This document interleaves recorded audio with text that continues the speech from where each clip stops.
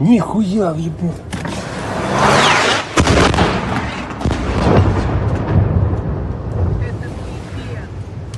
If there were nuclear strikes from Russia into Europe in the next year or two, as you said there may be, what countries would that include? My choice would be Britain and Germany.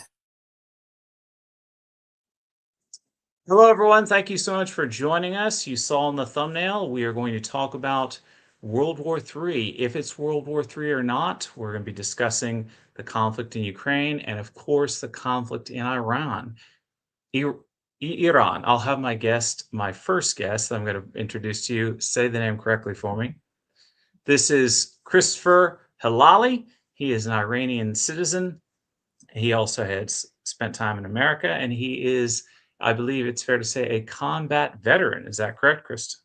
That is correct. That is correct. And it's Iran, for those who are wondering. Iran.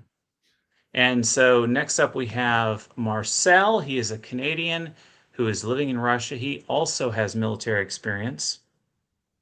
Yeah. Correct, Hi. Marcel? Hi, everybody. My name is Marcel. I was serving in the Canadian Forces up until 2014, where then I voluntarily released. I was a captain in the healthcare administration. Didn't do any deployments per se, but definitely worked in the healthcare field and did lots of exercises and gained a little bit of military knowledge. Hopefully that helps share in this presentation, and certainly what I've been going through here in Bryansk. Very good. Next up, we have Philip Hutchinson. He is a British man, and he, I believe, was an advisor to at least 3 UK prime ministers. Is that correct, Philip? That's correct, yes. Yeah, Liz Truss, Boris Johnson, and Rishi Sunak. Oh, very good, very good. But he is living in Russia, and he is a pro-Russian man, so don't get triggered by his resume, guys. And lastly, we have Constantin. Constantin is an author, and he travels back and forth between Russia and Germany and works closely with Alexander Dugin. Correct, Constantin? Well, it's basically correct. Yeah, I'm the founder and director of Multipolar Press, and we publish books, and we also have an online journal on which we publish like different articles by a variety of authors, including Alexander Dugin, every day in the English language.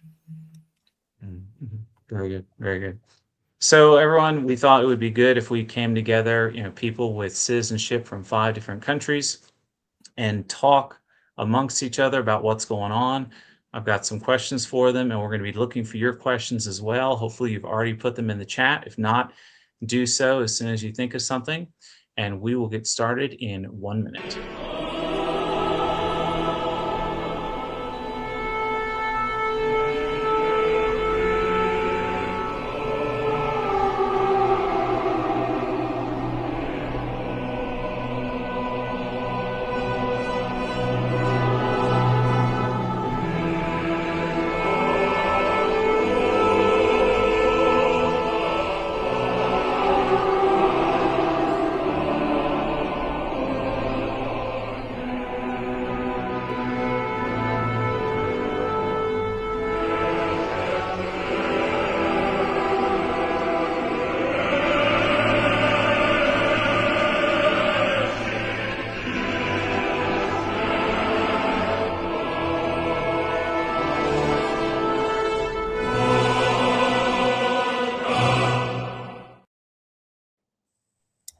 So that is footage of a trip I took actually with Marcel on the border in Russia, in Bryansk. And Marcel, the Canadian here, he just this week witnessed something, and I want him to share it with us now.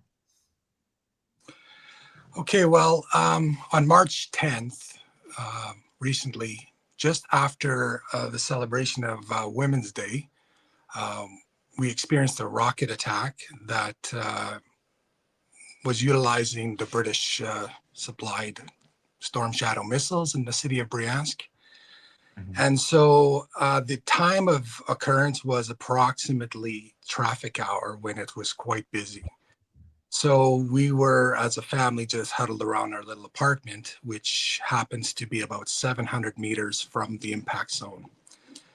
So needless to say, the first thing you hear in that kind of scenario is the alarms go off, the air alarm. as well Mhm. as the television will switch over and start giving a warning. And, it has happened quite a bit that we've had warnings of this kind of nature. So you're not always at the most heightened level of, awareness that this is going to happen. So suddenly you realize that this is real and it's happening, and you better get to cover it quickly before, you take the awards, the warning seriously, and you get to a safe area. So what happened was basically we had simultaneous inbound rockets coming. And I can tell you from my personal experience, I've seen lots of drones, heard lots of detonations, and those are obviously very scary, but nothing compares to the rockets, because you actually hear them whistling in, and, time kind of shrinks in on you and everything slows down.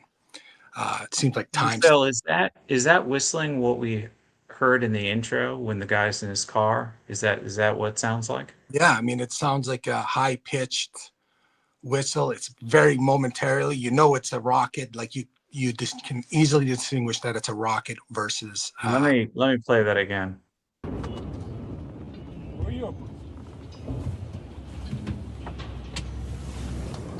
Нихуя въебу. So is that the sound? Yeah, so you start hearing those, and you don't exactly know where they're going to hit, whether they've been deflected or not. So you're in a panic state that catches everybody off guard. Everybody's been hearing these alerts a lot, and a lot of times they're just alerts and there's nothing that comes of it. But this time it certainly was a game changer in terms of Bryansk, because it impacted within the city. And they have been targeting a certain building close to where I live. And that building has been targeted several times by drones. So, we rushed into basically the bathroom here in my apartment, because it's got 4 concrete walls surrounding us. And I can tell you that we were definitely rattled. And because it's 6 back to back, you're experiencing this basically so close to you for the first time. It's very terrifying. And yeah, there's not much more to say except that it's unfortunately that they picked the time where traffic hour was happening. So it was the most terror that they could inflict on the population, in terms of it instantly causing traffic jams and freaking everybody out, right? And my understanding is 6 or 7 people did perish in that attack. 37 to 42 injuries occurred, and the facility itself that they seem to be targeting, while they may have caught in portions of it, and those other areas of the strikes, my understanding is that facility has already been targeted so many times that, I don't know per hand, but strategically, it doesn't make sense that they would even been producing very much significantly there anymore. And because You've been under warning since then, right? Because this was 12 days ago, but you've been sending us messages that you are, we've been under rocket alerts today as well. After that, we left for the country just to leave the area, not so much because of the threat of rockets, but because of it actually smoke in the air. It was quite smoky so we left the area to go to my cottage, and the traffic was horrendous, because obviously they had dropped one of those rockets fell in one of the central roundabouts that where the traffic hub of the city exists. And that day I've been through that roundabout 2 times already that day myself. And that's where I think a lot of the casualties occurred. Fragmentations that occur from a rocket strike, and terrifying. And well, I want to open it up to the group. Do you guys have any questions or comments based on what he just shared? This area has been subjected to a lot of drone activity too. What have you seen? Have you seen an increase or a decrease of activity as the front moves? Because earlier on, as the front was closer, I'm sure there was more. But now, of course, the front keeps moving bit by bit, but is moving. Have you seen a decrease, an increase? Have you seen more long range versus short range? What's your understanding of that? Like I previously shared with Joseph recently that I witnessed some of those drones heading towards Putin's compound back in about, I think it's over a month ago. And recently what I have realized, actually, especially in hindsight, when these incidents go by, is on Women's Day and holidays, it seems that they tend to increase the amount of drone activity attacks. And in hindsight, it seems pretty clear that what they were doing was trying to exhaust the defense capabilities of the Russian Federation, because they had launched about 250 drones that were mostly unsuccessful around that date. And then it was the middle of the week where suddenly this occurs at a very busy time. And perhaps that caught a little bit people unaware. But, you know, the trend is generally, it seems there's a terroristic nature behind it, because it's mostly about inflicting fear. And recently there's been an uptick in drone activity across the entire southern territory. Again, just last week after this incident, I think it was the first day at the cottage, I was out in the morning coming out to the dacha, and I could see a propeller drone flying not more than like half a kilometer over my head, heading towards Moscow. I don't know where they're targeting, because there probably is several target missions that they're probably trying to achieve. They seem pretty easy for me to see, and it seems like it wouldn't be that difficult to shoot out of the sky. I've done a bit of skeet shooting in the past. It seems like that would probably be sufficient to knock one of these things out of the sky. Most significantly, recently I released a video where I found on Telegram that the Bryansk Bars organization has gotten their hands on some pretty interesting kind of defensive drones, which fly at a very high speed. They are launched at these drones. They don't have a warhead, so they basically just target a drone with using artificial intelligence, and they seem pretty effective. They've traveled at about 250 kilometers an hour. And so if they're within 3 kilometers of these drones, they're able to use this new mechanism to launch a drone at a drone without a warhead. So it actually often impacts the warhead of the drone and detonates in the sky. So I've heard a lot of those type of explosions as too, and you can definitely mark the difference in sound from a rocket, you know, whether it be Flamingo or the British supported Storm Shadow. Right. I see the questions coming in. Thanks, guys. I'll get to them when appropriate. And I also want to be sure that we turn our attention towards the other country. Chris, what's it called? Iran. All right. I want to make sure it's said correctly. But before we do, based on the thumbnail, I want to ask, and I'll start with Constantin because he is the intellectual of the group, the author. Constantin, do you think we have entered into World War III? Well, this is difficult to say, of course, because we could already be in World War III and we just don't know it yet. And maybe, I don't know, a couple of decades from now, or even a couple of years from now, in hindsight, people will say that World War III already started in 2022, right? Like the early stages, maybe, right? Maybe we're not in World War III. It's very difficult to say because it also depends on how you define a world war.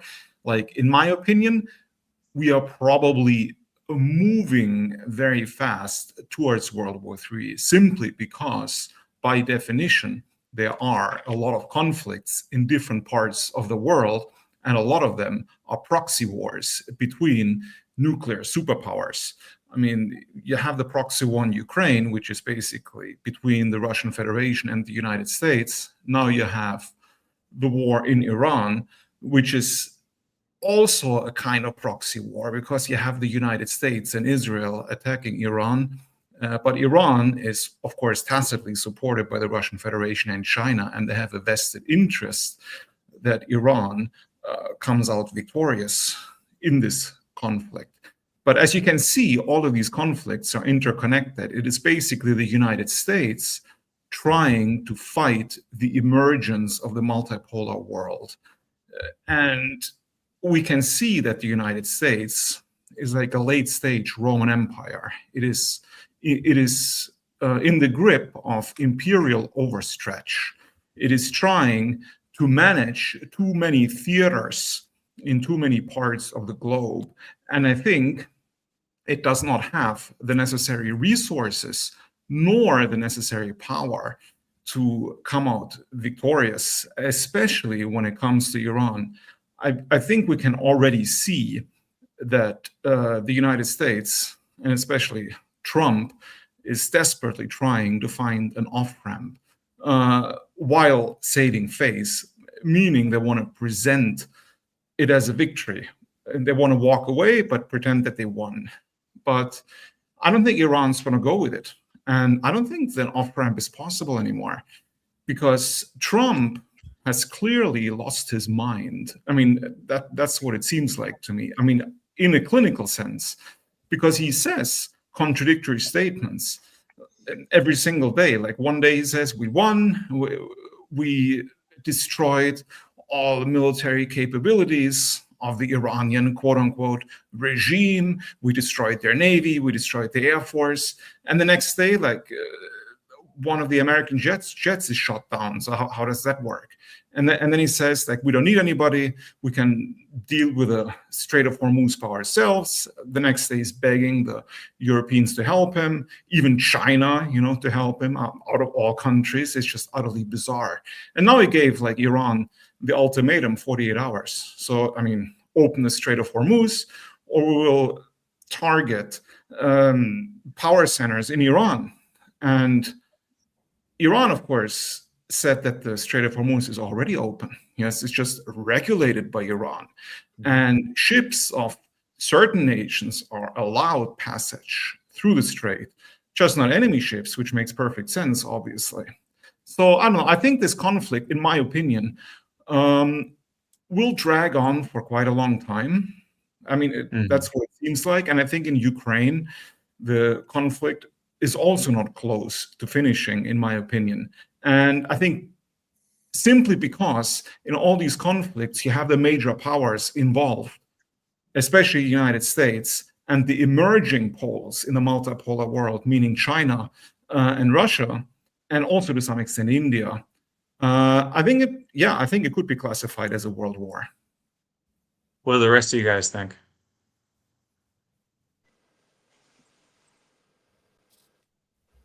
Well, I definitely feeling it here that I have a blog that I've called the trajectory for that reason, is that since 2022, we've seen a steady trajectory in the wrong direction.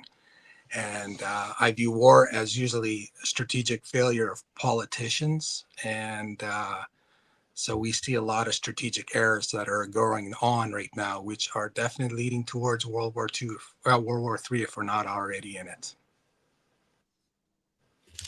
It seems like if we're transitioning from unipolar multipolar, it may be unavoidable. Philip, what were you going to say? Yeah, no, I was just going to say, it's all about reinforcement, really, of all the different conflicts going on around the world. I mean, we'd never, go into a meeting, or COBRA meeting, or whoever's around the table and say, look, there's now a world war, or there could be a world war. In fact, classifying something as a world war tends to happen after the conflicts have actually happened, rather than at the time. So what even is a world war? It's kind of what we kind of want to make of it, really. But ultimately it's all about how each individual conflict goes, and whether they do all start sort of reinforcing each other and getting backed up by the likes of NATO and Russia and China to a certain extent as well. Right. I would argue, I mean, first and foremost, everyone I think is accurate in saying that we need to first understand what a definition of a world war is. What's the classification for a world war? And for those of us who studied, military science and political philosophy, history, things like that, what you end up finding out is that some scholars would call the Cold War World War III. So some people are actually saying we're in the midst of World War IV, actually. Because it depends on it. A World War III doesn't necessarily have to use nuclear weapons, even though that was part of the definition during the Cold War period that the next world war will be a nuclear one and it will be the last of them, right? And then they would say classically World War IV will be sticks and stones and, caveman style. But really what you can say is that we are in a period, and I want to think in larger historical epochs, in like the longue durée type of history, which is that we are now in a similar way, like in the European wars, especially the much longer ones that went decades, if not a century. We are in a process of global transformation that is leading to conflicts all over the world simultaneously and in similar time frames. And this is part of the reshaping of the world order. So if you're talking, as you said, unipolar to multipolar, whatever that means, however we want to think about it, and I don't want to be necessarily utopian because everybody's waiting for BRICS to come and save the day. And I don't think it's that. I think it's much more complex. And there's it's not the same ideologically as the Cold War period. It's a much more open and expansive time ideologically. And that means that there's a lot of open room, but also a lot of conflict zones because a lot of different interests competing with one another. So I want to say that we are certainly in a war, we're certainly in a period of war around the world that is encompassing all major powers, whether it be directly on the battlefield, like Russia in Ukraine, those that support the Ukrainian regime, like the entire Western alliance, all of NATO, US, EU, NATO. In Iran, you have, as Constantin set up so nicely, you have also throughout Africa, you also have France, the US, other major countries fighting for a domain. You have the Sahel countries, Burkina Faso, Mali, Niger breaking out. You have Latin America. We just had a president, a legitimate sovereign head of state, basically kidnapped at gunpoint and brought with his wife to the US to some dungeon with 100 or so people killed, and Venezuela completely captured as a state. So we're in a period of profound global conflict. Maybe it's not at the level of World War II when we're seeing, 30 plus, 40 plus, 50 plus, 60 plus million killed. But we are seeing tremendous devastation and chaos in the global system. And even you might say that the world system is anarchic now. So I think that certainly plays into the fact that, yes, we are in a war on a worldwide scale now. Whether it'll be classified as a world war, I'm not quite sure, but everybody here understands that whether it be in the Eastern Europe domain, whether it be in the Middle East, whether it be in Africa, Latin America, and even in the Pacific, the Far East with China and Taiwan and what's going on there on the Korean Peninsula, there's a lot of things happening now. Right. Well, Chris, you're the Iranian in the bunch, so the next question I wanted you to lead off with. Do you think that Iranians are now unified because of what happened? And do you think they might feel like they have nothing left to lose? Listen, Iran is a civilization state. Constantin and I can go on and on about what that means and a sort of civilizational approach to history. But the main thing is that Iran is unique. It's not like Afghanistan, Iraq, Libya, which have modern borders and their states are byproducts of the colonial period, especially the past. Iran, as its borders are defined, is basically like this for millennia at this point. Back and forth, of course, expansion, contraction, but these borders define Iran. And so Iranians are very patriotic. Of course, the most Iranians are Muslim. Some Iranians are Christian. Some Iranians are Jewish. Some Iranians are Zoroastrian. Others are non-religious. So I think that it's important to understand that the Islamic Republic of Iran, which has been around for 47 years, emerged through a revolution, a popular revolution. That popular revolution has made a big impact on the country. Now, listen, this country has been under brutal sanctions from the beginning. It also had an 8-year war imposed on it from neighboring Iraq, supported by the entire West and also by some other Eastern countries as well, or global South countries, you could say. And that experience transformed Iran as well. And throughout this process, we've seen that Iran as a state has been so resilient to various attempts to destroy it. And it's not only to destroy Iran for Iran's sake or for the liberation of the people of Iran. It is also because Iran, as I say so often, if you look geographically, Iran is the keystone in the Arch of Eurasia. So in the Southern Passage, historically, for the Silk Road, for so many of the transfer of knowledge, of goods throughout history. It has gone through the Iranian state. It has gone through the Iranian territory. So if you didn't want to go the northern route, which was Central Asia into present-day Russia, and go that way to Europe, most of them went directly through Iran and would hit the Eastern Mediterranean, Constantinople. That was the way, or go south to the Arabian Peninsula and then maybe cross over into Egypt. So Iran was the likely place. That's why Iran is such a beautiful and mosaic type of society with so many cultures and traditions and customs because of that, because of all the peoples that have come through. So with that, Iran is strategic in Eurasia as a point of control. So I think that it also affects China and Belt and Road and everything that it's trying to do. And also Russia as well, because if you take Iran, you have the historical sphere of influence of the Russian Empire, Soviet Union, Central Asia, and the Caucasus, and you have the Caspian Sea direct to Russia. So this is exactly what Hitler was hoping for, to get Baku. That was the whole reason for Stalingrad, was for Hitler to continue to the Caucasus and to get Baku, because it's oil rich. So to get Iran is a prize. Whoever gets Iran can project tremendous power in Eurasia. So you asked the question about what do Iranians feel? Iranians are very united, especially in Iran. Outside, the situation is a bit more complex. Many Iranians in the diaspora support some of the opposition, including the son of the former Shah, Reza Pahlavi, who lives in the US, and some support Maryam Rajavi of the Mujahideen Khalq, the People's Mujahideen of Iran, which is a terrorist organization based in Albania.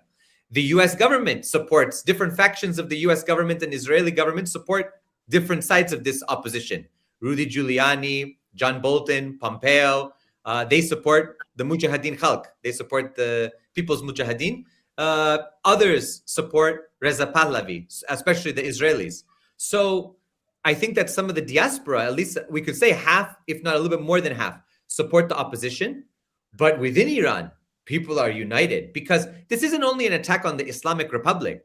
This is an attack on Iran itself as a country. And because of its nature as a proud nation, even people who are opposed to the government say, okay, they're not only attacking the government, they're attacking and killing civilians. They're killing schoolgirls. They're attacking our cultural heritage. They're destroying and creating chaos in Golistan Palace, in Esfahan, in our beautiful sites. They're creating ecological damage by destroying these oil refineries and depots and storage tanks that's literally raining oil and sulfuric acid and nitric acid on people and burning their skin and creating long-term health effects and poisoning the water. So of course people are going to say, okay, maybe I don't like the government. Maybe the government has failed in its policies. Maybe we have a bad economy because of the sanctions and also government policies, but we're going to stand united to fight against this aggressor, because Iranians have fought against many aggressors. Iranians have a long historical memory. We must always think that the famous Gore Vidal used to say that the United States is one of amnesia. That's the real USA, United States of amnesia. But the truth is that Iran has a long perspective of history, just like Russians do, just like Chinese do, just like other, especially civilization states do. So they say, okay, we had the Mongols with Genghis and Hulagu Khan. We had the Ottoman wars. We had the wars with the Russian Empire. We had, of course, 1953 with Mossadegh and being overthrown by joint CIA MI6 operation. And we had a revolution. So we know what happens when this happens. We had war with Iraq. We had war with Afghanistan and Iraq as neighbors, with America involved. So they understand. So there's a big unified presence. And to be honest, Iran has already won by lasting this long, by showing the world that they are capable of resisting the biggest empire in the world, in world's history, really, in terms of military power, and its satellite state, which is also a nuclear power. Iran is taking on two nuclear powers, two nuclear states, and grinding them now. And literally, this little Strait of Hormuz, they're choking the entire global economy and showing how fragile the US and the West is. And that's why Trump and everybody has to do damage control every day. Oh, actually, we're going to end the conflict maybe next week. And so the prices, dip. And then actually they realize, no, we're sending ground troops and the prices go up. And they say something else and the prices dip. But that's to show you how powerful a country that has been under sanctions, that has been under the worst conditions, can resist. And that's been a source of inspiration for many. In fact, there are so many videos even on Russian social media of people cheering and praising Iran, because for them, Iran represents what a lot of people want, which is get the boot off of our neck. Leave us alone. Let other countries just be free. Why? You don't like us? Okay, no problem. Be like the Chinese. Do business. You come, you do business, win-win, and then you go home. But why come and start bombing us and destroying us and trying to create chaos? So I think definitely, I think that Iran's unified now. Iran is in a very powerful position. And regardless of what happens, Iran will come out on top from the situation. There's no doubt about it. Just like the US lost in Vietnam, in Afghanistan, in Iraq. And those are people, far less populations, far less state control and structures, not regular armies. We saw in Afghanistan, basically just people, ex-Mujahideen, Taliban style, sandals, Kalashnikovs, some anti-aircraft, few missiles, and they defeated the US after 20 years. The Taliban's in power now. The Taliban's been recognized as the government by countries, including Russia. So we should not give too much credit that the US can do much, because really, for many scholars, the US has not won a war since World War II. Yeah, it's crazy. This couldn't be going according to their plan, right? The US and Israel. I mean, to see images of Israel and to hear that Netanyahu might not be, around anymore. I'm like, what were they thinking? I mean, because I've seen video clips of Israel, and I was going to have it ready, but I didn't get it in time. And you look at the footage, and it looks like in some places you could be, if it was unlabeled, you could be looking at the Russia-Ukraine border, So I don't know what they were thinking. It's certainly not going according to plan. I open the floor. What do you guys think? You have anything you want to add to this? I actually would like to hit on a point that, and a word that Christopher mentioned. He mentioned the word mosaic, and I've been doing some research into just how resilient the Iranian government will be. And it really has a key with their strategy of how they employ the government. It's a mosaic of regions and, assigning up to 3 delegates and decentralized planning that's pre-approved. And so when this kicked off, it was like very clear to me that this may be a point in time where this is a very, probably the most epic strategic blunder the United States will have ever done, especially vis-a-vis allowing and following the lead of Israel, who initiated the first strikes. And it's not the first time. I mean, there was attacks on diplomatic missions in Damascus, and as well as assassination attempts while diplomatic processes were in place. And these are strategic blunders from a diplomatic perspective. I don't think that a country can recover from, because nobody is going to trust negotiating anything with the United States or Israel diplomatically. And so the time of diplomacy is done, in my opinion. A huge strategic blunder is done. You have country of Iran, which is very old and historic in terms of culture, regions, and it has been witnessing this simple-minded military aggression from the Western world for so long that it devised a very formidable posture and defense to drag out any kind of conflict into the region, which will be like a huge burden on the most central part of Western civilization, which is the petrodollar. And if the Strait of Hormuz is influenced and stopped from economic activity, that means the petrodollar is not being used. That means resources are not coming into the region. And that will be a huge blunder in the long term for the American Western powers. And they're all sort of fumbling around. And Israel took the lead, and Trump followed through, which was counter to anything he had promised. If I can just plug quickly, Marcel's absolutely right. If you're interested to research what's called the decentralized mosaic defense, I did a video on my channel about it for about an hour. You can watch it. But the Iranians, people are like, oh, Iranians, a bunch of brown people in huts, Wrong. Iranians are one of the most educated in the region, one of the most educated populations in the world. You've seen that all of their leaders have PhDs or master's degrees, have done dissertations on Kant, political philosophy, political science, management, and business. And what did the Iranians do over the past 4 decades? They've been reading Mao, Che Guevara. They've been looking at the partisan activity in the Great Patriotic War. They've been reading the studies from Vietnam, from Africa, in Algeria, in Angola, in all of these liberation struggles. And they have been planning accordingly. And they said, exactly, Marcel's right. 4 deep, a leader and others following them. So there can be 4 deep. In case 3 are gone, you still have a replacement.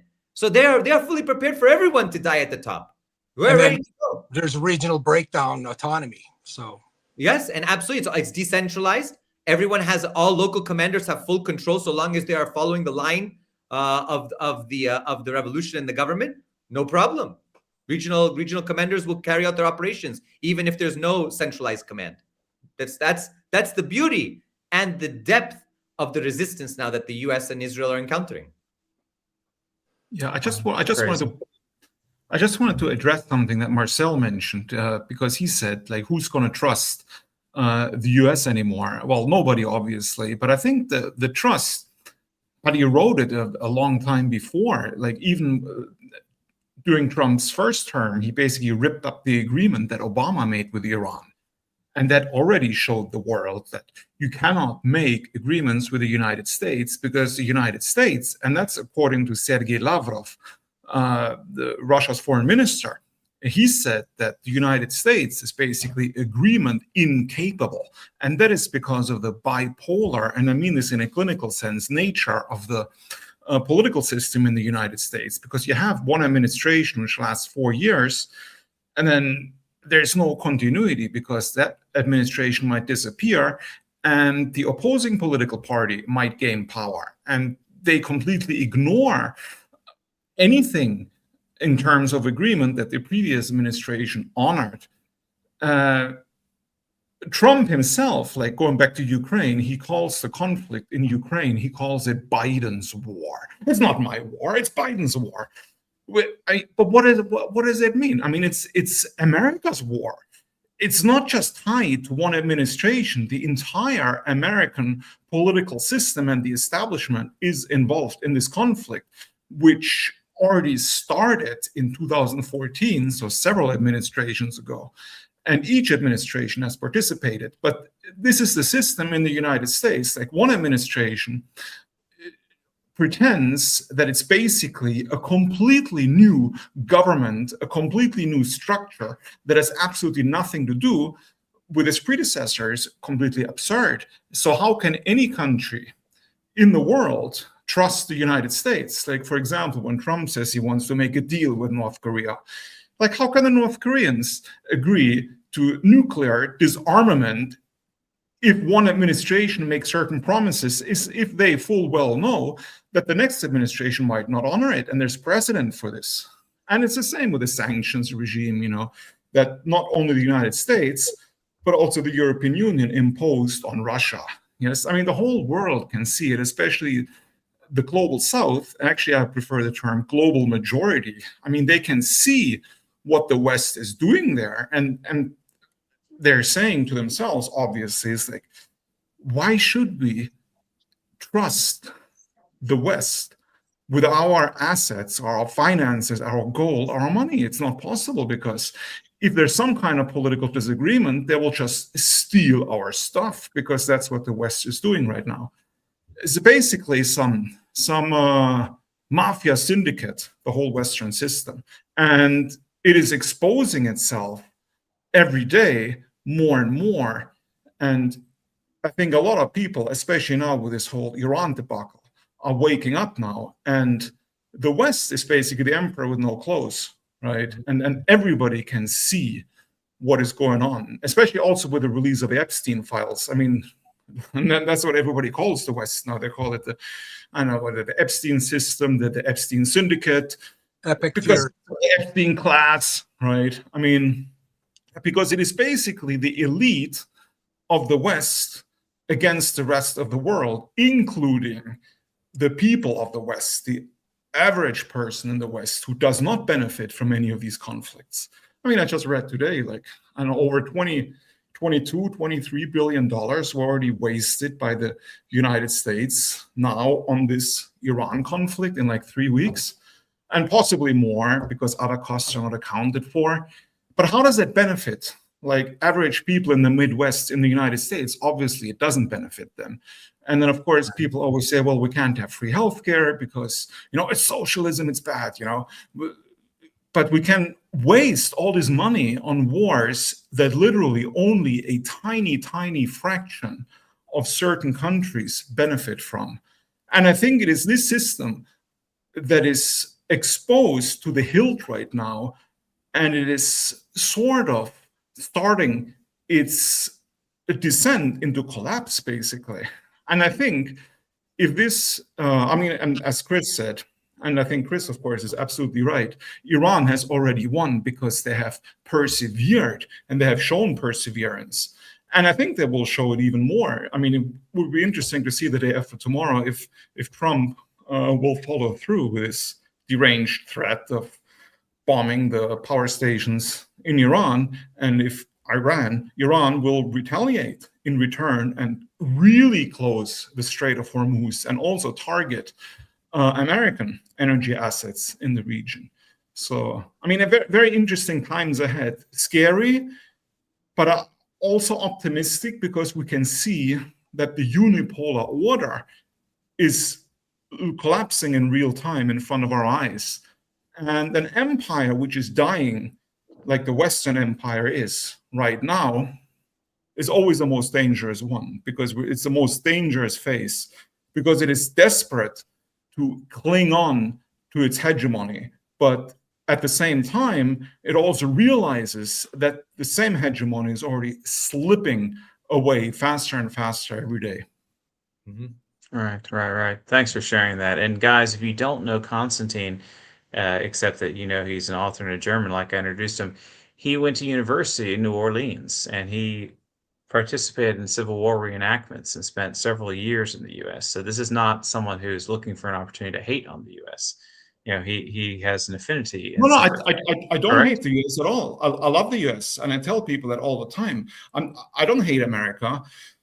I think America is wonderful. I'm a big fan of American culture. I mean, real American culture, American literature, like Edgar Allan Poe, H.P. Lovecraft, William Faulkner, all that stuff. Like real good American cinema. Massive fan. I've traveled extensively in the United States, and I think a lot of people, I mean, on our side, on the side of multipolarity, they're also on the side of the American people because the American people is also a victim of this Epstein class, and this has to be pointed out over and over again that we are actually not anti-American at all. We are actually the only ones who are authentically pro-American, I would say. Iranians are saying it too. Constantin's absolutely right. Even Iranians like Arakchi is saying this war has been thrust upon American people. American people didn't vote for this war. They voted for no more wars. They voted for no endless wars, no more regime change. That's what Trump said. That's what Tulsi said. That's what everybody was saying. And so that's what they wanted. And he's saying, we don't hate the American people. We didn't attack you. We didn't do anything against you. You came to us. We didn't do anything to you. I would agree. And it's not in the strategic interest of Russia to see America collapsed either. Nobody wants to see America collapse because it would be horrific world if the entire American system was to collapse into some kind of mad chaos. I don't know what the consequences would be, but it wouldn't be good for the world at all. Listen, the main thing is that the U.S. is a country, whether people like it or not. If it's the more important thing is if it's going to be a constructive partner in development, in prosperity, in all the human indicators and factors that make life good.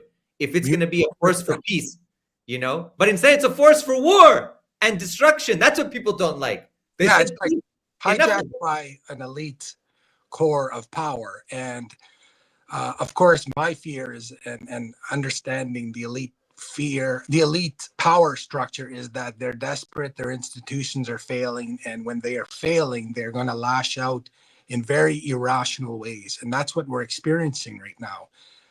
The irrational failure of like a system that doesn't have enough imagination to enter into a future where it's more equitable for all countries to actually have a bit of sovereignty and respect, rather than trying to conglomerize everything under a technology-based oligarchy that is sort of taking shape. Right. Well, let me bring Philip back into the conversation here. Philip, because of your proximity to the prime ministers, what is your opinion of the Gulf states? Are they going to try to stay neutral? Are they going to take sides? Which side? What do you think is They're in a going to very, happen? very difficult spot, especially places like Dubai. You know, historically, for example, the UAE, it's a place that has a huge sense of security, especially for people like, well, British citizens flocking into the UAE. In the last few weeks, we've seen hundreds of billions of dollars wiped off, the stock market, property. I've got a lot of friends out in Dubai, and, looking at the state of, real estate there, for example, people that are literally negative equity now because, pretty much overnight, it's just wiped all of this money off. Now, from a UK perspective, the Prime Minister is focusing, I'm pretty sure right now, on his legacy. He's looking back and having a bit of deja vu from 2003. And he's thinking, do I want to be known as, the kind of Tony Blair 2.0?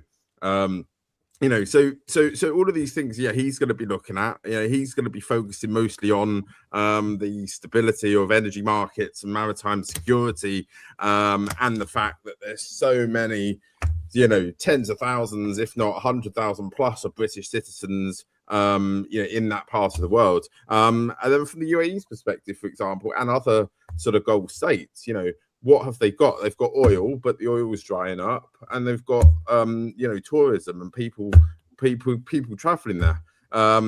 This has caused obviously a huge nightmare for everyone in that area, because everyone's leaving, everyone's worried, and their hands might be tied at some point, because look how many billions of dollars the UAE has invested in the US. Is, well, vice versa, really, with AI and data centers and technology, and all the rest of it. So, I think as a country, we're focusing very much on the UAE, but as a whole, they probably want to remain neutral. But how long are they going to be able to remain neutral? In the same sense that right now, the UK is saying very much that they're not involved. Their bases can only be used for defensive purposes. He didn't really have a choice. The US kind of, stated that they have to, and he sort of reluctantly agreed. But what else could he say?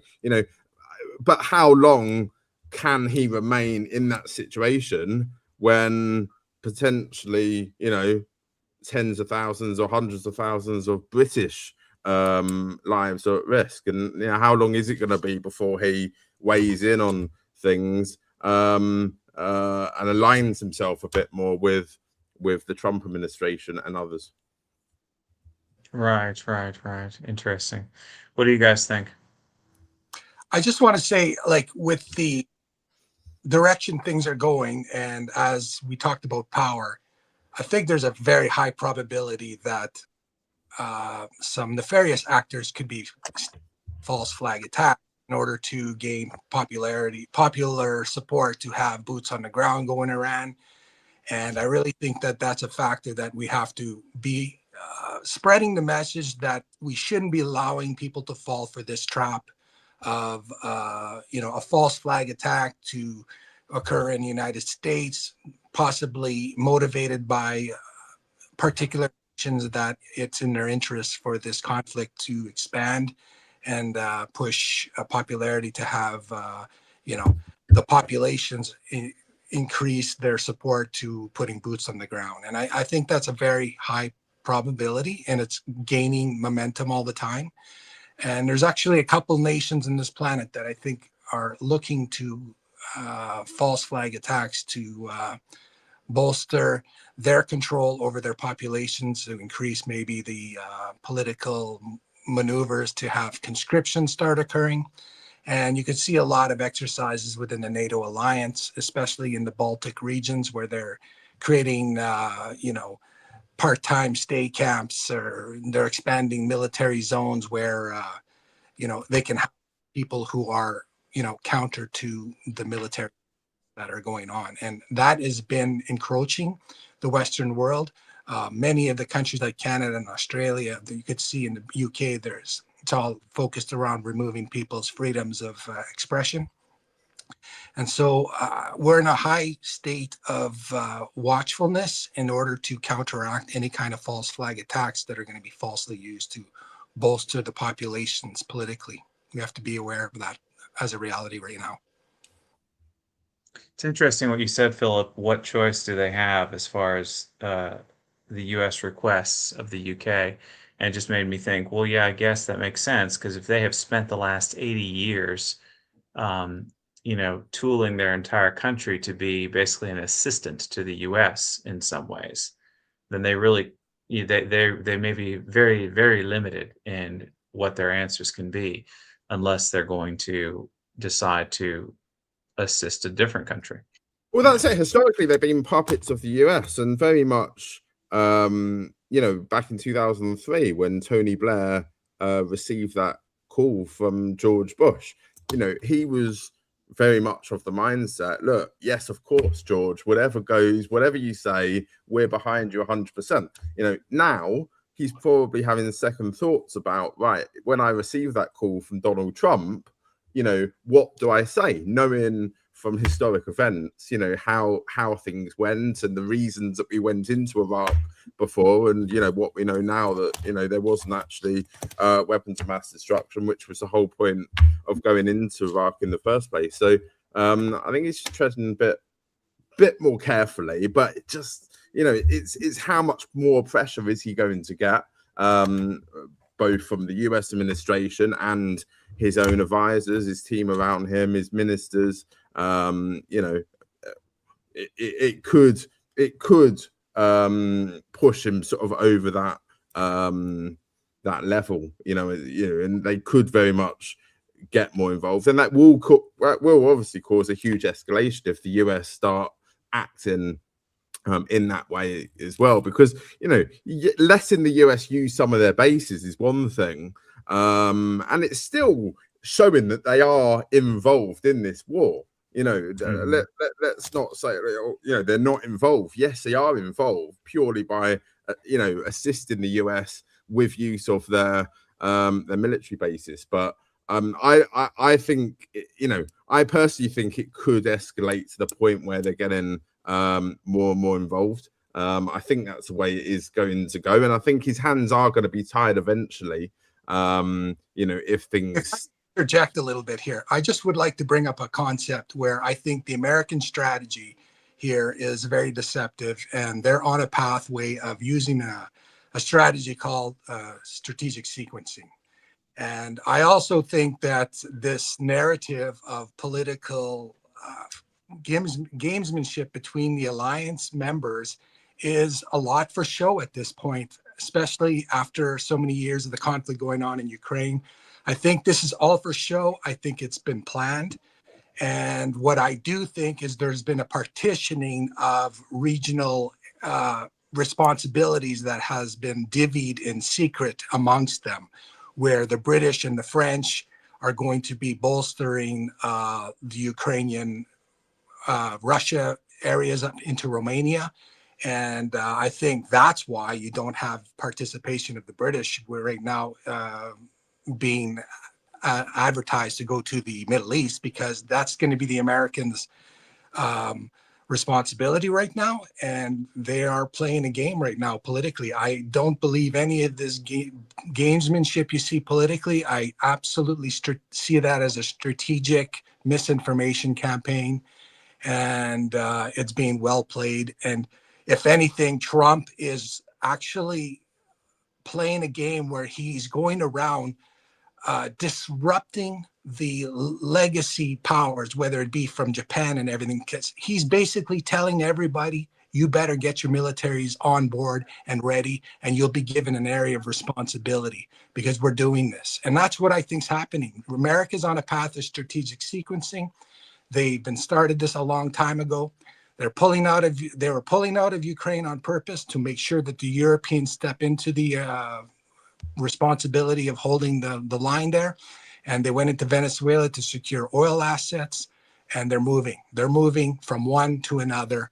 And you see that Trump has no problem with upsetting leaders from every nation.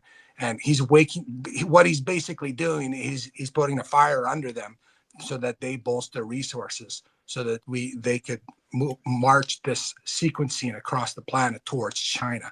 And we're talking about a round table of World War III, and you have to have China in this equation in the end of the conversation. It's necessary. That is fascinating and scary. Philip, what do you think about what he just said? Because you have been higher up the food chain than the rest of us as far as with the UK. Did you get this sense at all, or no? Yeah, no, I do. And you're completely right in what you're saying. I mean, Trump is sort of trying to bully his way around the world to get what he wants for the US and the interests of the US.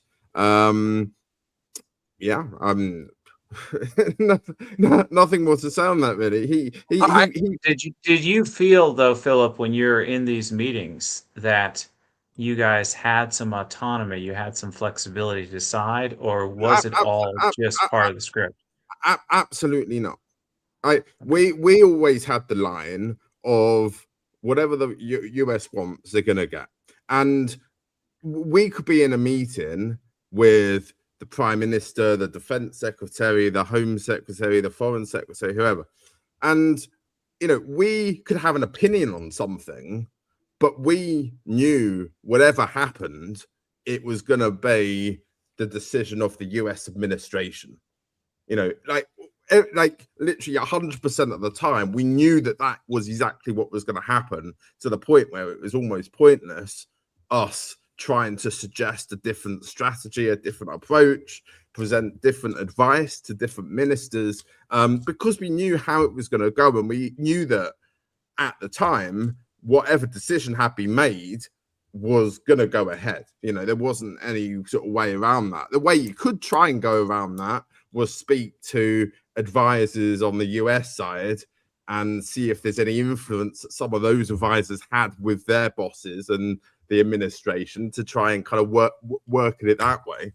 But ultimately, there was no, so, and like I say, now I think Keir Starmer is trying to be a bit smarter about the situation and not directly follow what the US is saying. I think if 2003 didn't happen, maybe there'd be sort of a different outlook on this. But he's in trouble as it is. He's in big trouble as it is. He's probably the worst rated prime minister to date. Right now, if there was an election, he wouldn't win. And when it comes to politics, by the way, it isn't about, is this right? Is this wrong? It's about, is that decision going to get me through the next election? How is that going to look to the electorate and to our people? Because of course you need to think about consequences and how are those decisions going to affect the world. But 99% of the time, it is overridden by what stage are we in the election cycle? If I make that decision now, is it going to affect things 4 years down the line, or are we at a point where we're at the halfway mark or nearer the end of the cycle? And depending on when you make the decision, can make the next election pretty much decided, before it's happened. Mm-hmm. And we got a donation, it looks like, from one of your people, Philip. And listening to you share, both of you guys share, it just made me think, so the film Love Actually is not the truth. It's not for real. Hugh Grant really couldn't stamp to the US president, right? Well, there's an invisible hand that's creating Western policy, obviously, and they're all having to follow the script. So, Marcel, as far as energy transport, what are the pluses and minuses if we were to look towards Turkey and Azerbaijan? Because you seem like you have studied this a lot. Well, I mean, as of recently, the energy corridor between Turkey and Azerbaijan is going to start experiencing challenges, whether it be attacks from drones, from different threats, whether it be Ukraine, uh, people who are maybe insurgents, terrorists looking to undermine energy security within the region, and look at energy corridors of natural gas since 2022. They've trying to remove their dependence on gas coming from Russia. And the European Union is, of course, using lots of sanctions in that. And this conflict with Iran is going to exacerbate it. There's been attacks that have come from within Iran, striking airports in Azerbaijan, which are causing, issues with regards to energy infrastructure that is planned, that is currently existing. They have big plans to move energy from that region through Turkey towards Europe. That's a big plan about circumventing Russian energy. There's been a big movement towards LNG, and if you do a deep dive in LNG, you realize that they've created a lot of infrastructure to receive LNG within the European Union. And it's a very tricky energy source because it's not that simple. I mean, you have to create the infrastructure, you have to create the environment to turn it into a liquid, you have to transport it, you have to warm it back up, put it back into the pipelines amongst the receiving nations. The price fluctuations can occur drastically as COVID dropped the demand big time through these energy corridors. And as well, you had all these boats within the Gulf area that were pinned down during COVID. They weren't moving because there was no demand. And so it's a volatile and it's a very unique, it's like they've got all their eggs in one basket. In all this conflict, we see there's winners and losers. And I think most people agree, from all the pundits I've ever listened to, is that the European Union is one of the biggest losers in all this from an energy perspective. Yeah. So what do you guys think? You have anything you want to add to that as far as the energy moving? First and foremost, the energy is a very big aspect of this entire conflict, this entire war. And one thing that is so important to understand is that we have to look at the Caucasus, especially Azerbaijan, as a key country here, because Azerbaijan supplies Israel with a lot of its oil. Upwards of, I think, 15 to 25%, somewhere in that vicinity, of Israel's oil comes from Azerbaijan through the pipeline that goes from Azerbaijan through Turkey into the Eastern Mediterranean, and then Israelis pick it up there. So that pipeline is also on the target list as well. Of course, Iranians don't want to go to that level because they don't want to infringe on Azerbaijan and Turkey. They see them as neighbors and they want to maintain good relations, but they continuously say, if you remain party to this war, like if this war continues and you are materially benefiting the enemy, the aggressor who's fighting against us, then the pipeline becomes a target, right? So that should be, and that was part of the reason why the drones, Iran said that the drones weren't from them. And I have reason to believe that they weren't, but there's a lot of false flags happening here because they want to drag in Turkey and Azerbaijan into this, but also because Azerbaijan used to belong to Iran during the Safavid and Qajar dynasties, and even before. It was lost during the war between the Qajar dynasty and the Russian Empire. And then most Azeris live in Iran. They don't live in Azerbaijan. So that means that Azerbaijan has irredentist claims. It claims territory that belongs to Iran as part of its own country in the ultra-nationalist discourse. So they would be seen as perfect for sectarian breakup and sort of balkanization.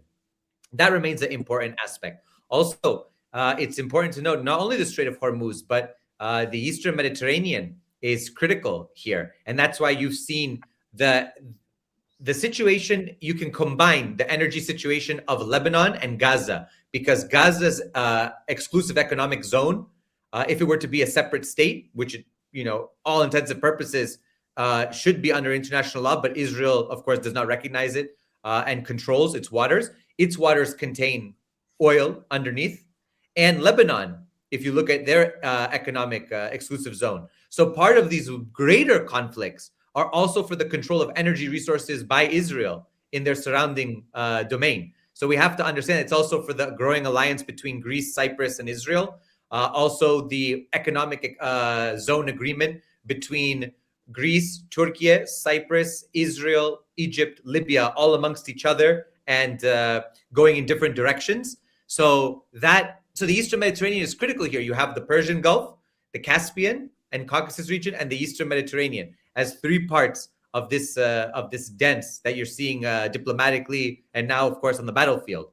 And I think that when you have that in mind, you'll understand a lot more of the deeper situations and reverberations of what's actually going on. Sure, Greater Israel is nice theologically and for the fucking fanatics. Sorry, for the fanatics, the religious fanatics that are out there, wanting a Greater Israel, the Third Temple, the Red Heifer, whatever they want.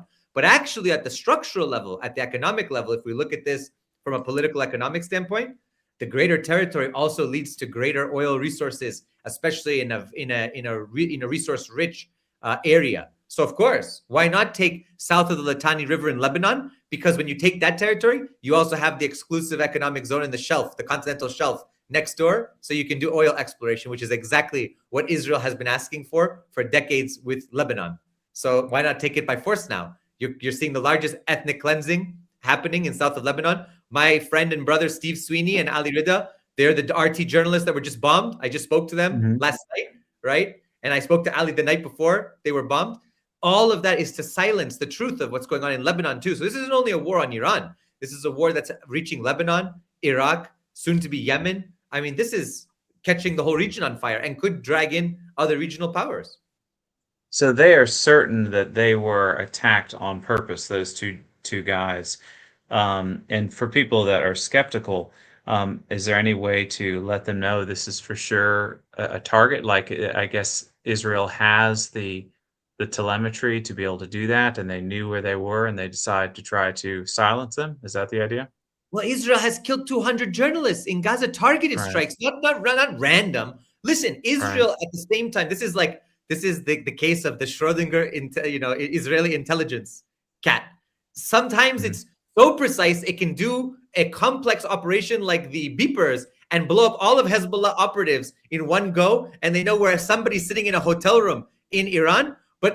But randomly in south of Lebanon, when they have drones and airplanes and assets on this all over, they have human assets, they have drones, they have airplanes, they have satellites. They don't know that the Russian team is there. They just have to look. They can see, and plus they're in contact with the locals on the ground who are helping them. They knew about this, of course. They've targeted journalists. They've targeted them in the West Bank. They killed Shireen Abu Akleh, who was a U.S. citizen. They killed her and still no accountability for that. Imagine they killed a dual citizen of the United States, a reporter, or a very, very profound and well-respected and award-winning journalist. Nothing. They killed journalists in Gaza. They killed journalists in Lebanon now. So it's just a fact. It's a reality. And you know what? We should understand. You remember Julian Assange? One of the reasons that Julian Assange was in the situation he was the release of the tape with Manning. I'm trying to remember. Chelsea Manning, thank you. With that tape of the killing of the journalists in Iraq from the Apache helicopters, remember? Light them up. And you saw that entire video, that 12-minute sequence. So targeting of journalists happens, even though it's illegal under international law. It's illegal under the laws of armed conflict. You know, Marcel and I know, having been military people in the past, especially we both were officers. This is day one when you're learning about military. You learn. You don't target medics. You don't target people who have a parachute who are coming down unless they're shooting at you. You don't target journalists. You don't target religious, sites of historical significance are not to be targeted. Hospitals are not to be targeted. But on the other side, they do it because who's going to hold them accountable? International law is only as powerful if you can, as the person who can hold someone responsible for violating it. So if nobody can hold you responsible for violating it, who cares? Do what you want. That's how they operate. Like in my research, LNG and gas and energy, there's a saying here that there's a super expansion cycle, and they were in the way of the super expansion cycle. There you go. Interesting. Well, Chris, I liked how you explained the connection between Azerbaijan and Iran. So just so I understand correctly, so historically that border has been flexible to a point where the genetic peoples have mixed back and forth in that area. Is that correct? Is that how a layman could understand it? There's no doubt that the people are very connected. I mean, you look at an Armenian, you look at a Turk, you look at an Iranian and a Kurd, and sometimes you can't tell the difference because we're blended people. I mean, it's the Caucasus, it's that whole region, Fertile Crescent into the Caucasus. Everybody, you even look at genetics. I mean, if you look at my DNA, I've done my DNA analysis on 2 different platforms. The map is all that region, you know? I mean, it's just a reality. Very good. Come and go. Of course, certain ethno-religious communities try to stay within, but historically, in terms of long history, of course, people were back and forth, intermarrying, moving from place to place. Some would convert to different religions and then move to different communities. It's a reality. Right, and so much so that I believe, if I heard correctly, the Shah and his family, they are Azerbaijani. Is that right? Yes, yes, exactly. That's where they're from. Yes. Yeah. Okay, so guys, I am reading the chat audience, and I'm tagging the questions that I hope we can get to. I plan for us to get to at the end. I saw someone asked, "Are we reading the chat?" I don't know if the other guys are able to see it or not, but I am. And Chris, I also want to ask, and you started to get into it, as far as I think there was a report that Iran had struck Azerbaijan. Was that a mistake? Was that a provocation? Was it a false flag coming from somewhere else? Maybe not from Iran? What are your thoughts on that? So that's what I was mentioning earlier. Iran definitely didn't do it, and they denied it. They said they wouldn't do it. Okay. So it wasn't them, is what they're saying. It can definitely be a false flag because now the U.S. and the Iranian Geran drone, right, the Shahid drone that they have, the Shahed, and the U.S. drone, they are basically interchanged. I mean, they look the same when they're flying through the air. They have that same delta wing pattern. They have that, fat head at the top with the warhead. So you hear the same. You hear that lawnmower, zzz, going across the sky. You don't know if it's coming from Iran, if it's coming from some Mossad group, if it's coming from US, if it's coming from a Kurdish group that's doing the bidding of the US. You have no idea. They just said, "Oh, it was Iranian." Is it possible that Azerbaijan might take advantage of the situation? Would they try to expand their border? Clearly no, because at this point, because they don't. Number one, they do not want. Azerbaijan is relatively, after Nagorno-Karabakh, after they took back Artsakh, they're relatively they're riding that wave. Although it's they tried to maintain. The Aliyev family has been there since the 90s, right? Since the collapse of the Soviet Union, his father and now him. So they don't really want to. Destabilize their situation internally. Don't forget, Azeris are ethnic. They're ethnic Azeri Turks, but they are Shia Muslims. So some of them do look to Iran as well as their co-religionists, right? And some of them do support Khamenei, at least in a marja status, in a religious clerical status. So they don't want to disrupt this because there are more Azeris in Iran than there are in Azerbaijan. They don't, and they're much more religious in the Iranian Azerbaijan. So they don't want to create a situation where they themselves will wreck their political standing and ultimately their hold on power in Baku. Why jeopardize that? Right. Guys, you want to chime in on this at all, or should I move on to the next topic? Let's go to the next one. Definitely. I agree. So my next question was, I was going to start with Constantin. We may have covered it somewhat already, but since you're the intellectual and you spent time in the U.S. and you study empires, if the U.S. is an empire, are they able to continue to juggle Ukraine, internal conflicts at home, and now this issue with Iran? Well, they're not, obviously, and we can see that they aren't. So, I mean, like I said earlier, I would compare it to the late stage Roman Empire, when Rome was basically the city of Rome was already in decay, and only 20% of Roman citizens were actually ethnically Roman. And it was, the city of Rome was already full of Arabs and Africans. And you can see the same in the West today if you go to all the big cities in the West. Western Europe and the United States, like London, Paris, New York. The founding stock of the United States is dwindling. Yes, you have rampant crime, you have rampant drug abuse, degeneracy, OnlyFans pornography. The borders are wide open, like Trump talks about mass deportations. They're not happening. It's all for show. Like, they drag out some cook out of a Mexican restaurant for the cameras, and they say, yeah, look, we're deporting people. They're using like ultra-violence, the ICE agents in the different cities. I guess it's just to placate the MAGA base, but in reality, they're not serious about mass deportations, because if they were serious about mass deportations in the United States, they would actually punish the businesses that hire the illegals. They would take away the incentives of the illegals to even come to the United States in the first place, and drive down the wages of the native workers, because that is what is happening.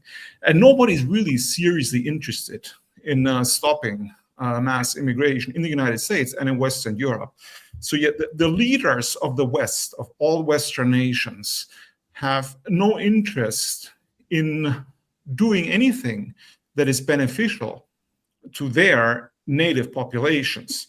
They're only interested in sort of enriching the elite and the establishment that lords over the peoples, basically, of these countries.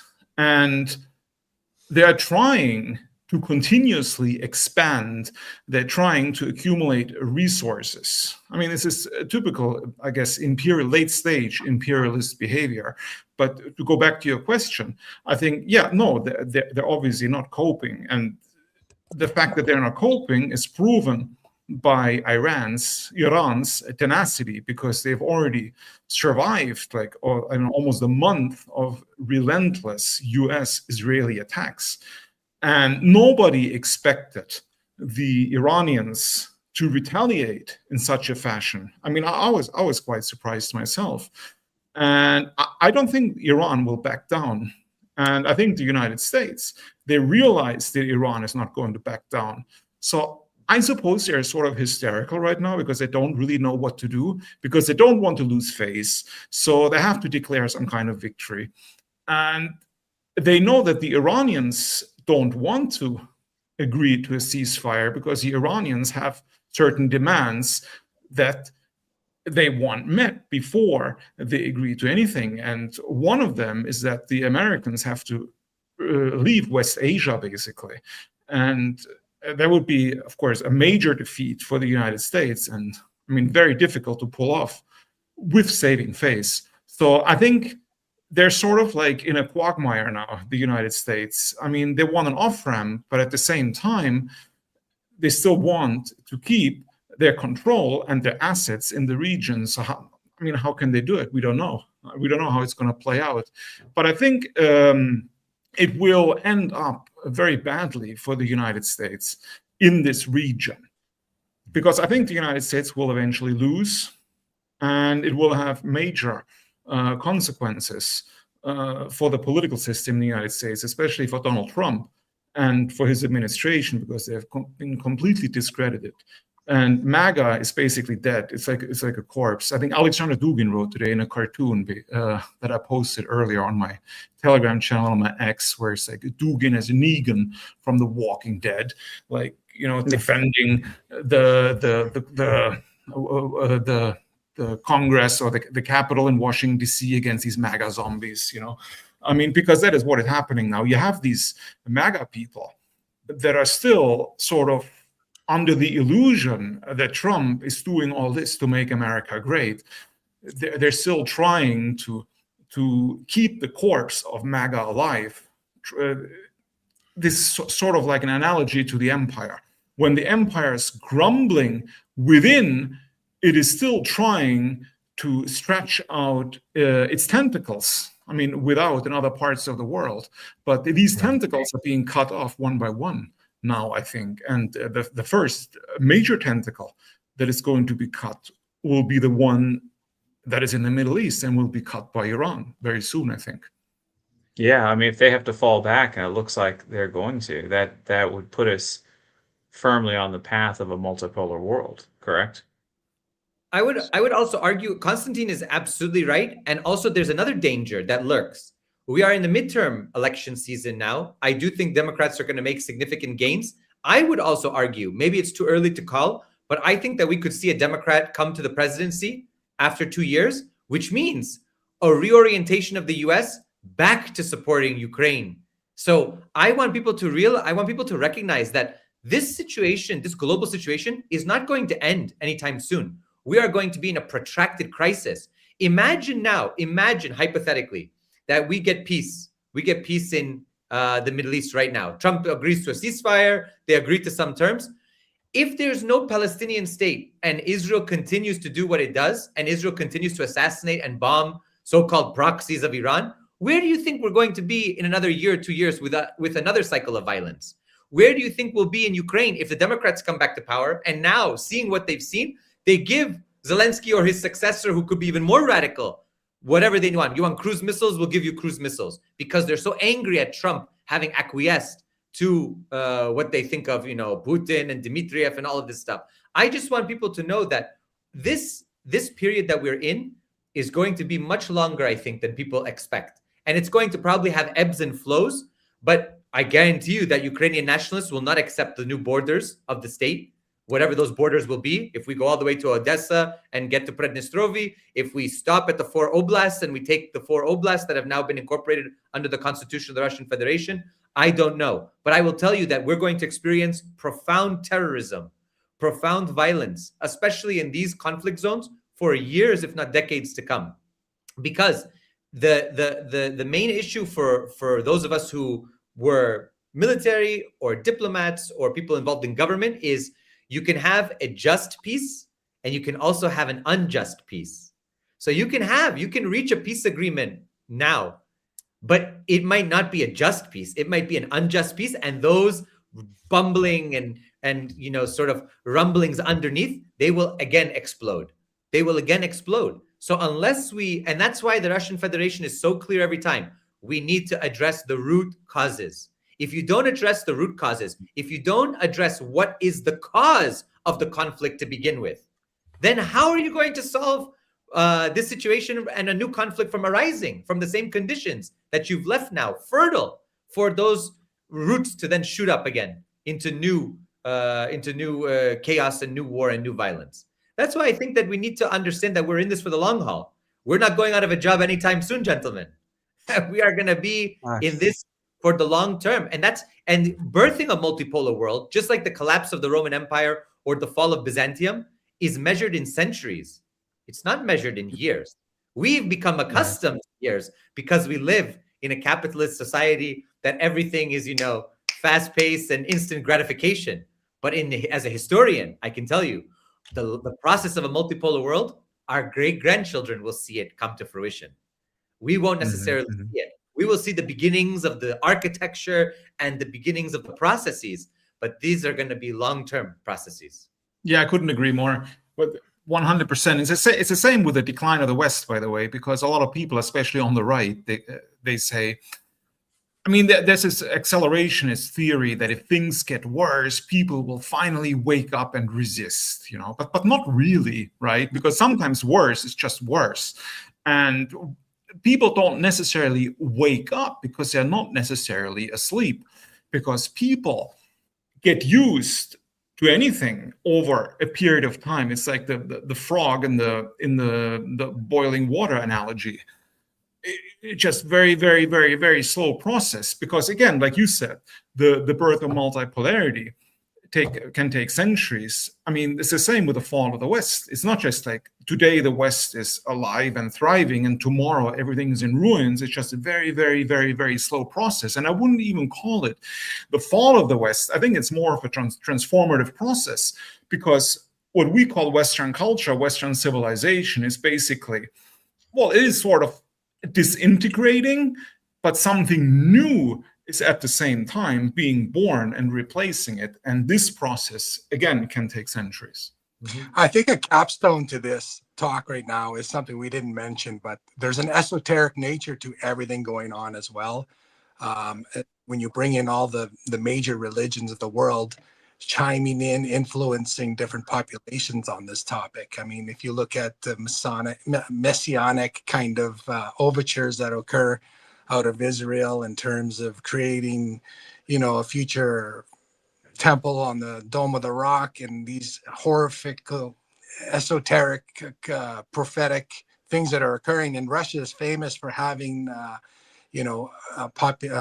politician named Zhirinovsky who did, some fantastic future talks about what a Middle Eastern conflict would look like. And he's basically nailed the timing to it in terms of it occurring, and making comments of such nature where, the Ukrainian conflict will disappear in that mess, right? Because it will be such a horrific situation going on in Iran and the Middle East that the attention will steer away from Ukraine.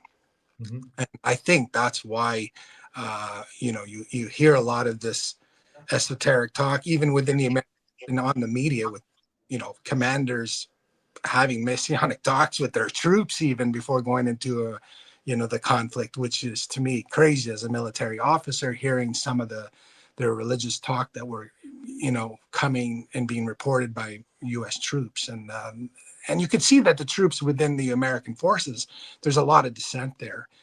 And unfortunately, there's lots of movement. I mean, I'm catching lots of deployment, movement of troops towards the Middle East now. So I don't think it's unified. And I think it's like definitely building on what Constantine's saying. There's the Roman Empire kind of disintegrating. What makes me think right now, while listening to you guys, is it's kind of like, because I've been looking at the Russia-Ukraine conflict, right? That's been my main thing, because I came here 8 days before the special military operation, as I always say, with my family. And so I started the channel with this goal to innocently show Russia's normal to the West. And then that wasn't working. So now the show has to become more political. Let's try and hopefully this conflict will stop soon. I'm sure it'll stop soon, but I'm thinking of like an iceberg now, where just a little bit is coming out of the water, and you just see the little bit, and it's so much more is underwater. And I think that's what we're dealing with. And when this thing happened with Iran, and I realized, as we all did, or you already knew, it's all connected. And what I was thinking today, preparing for this, and with the title World War III, which I think is a good question, because everything is connected, it is consuming the world right now, is that, man, Joe, I was telling myself, this is not about to end. This is not like, oh, the Ukraine is almost out of men, and Russia's going to move to the river, and then that's it. This is something massive, and there is so much going on behind the scenes that we don't even see. There's this giant iceberg under the water, and we're just getting glimpses as to what's going on.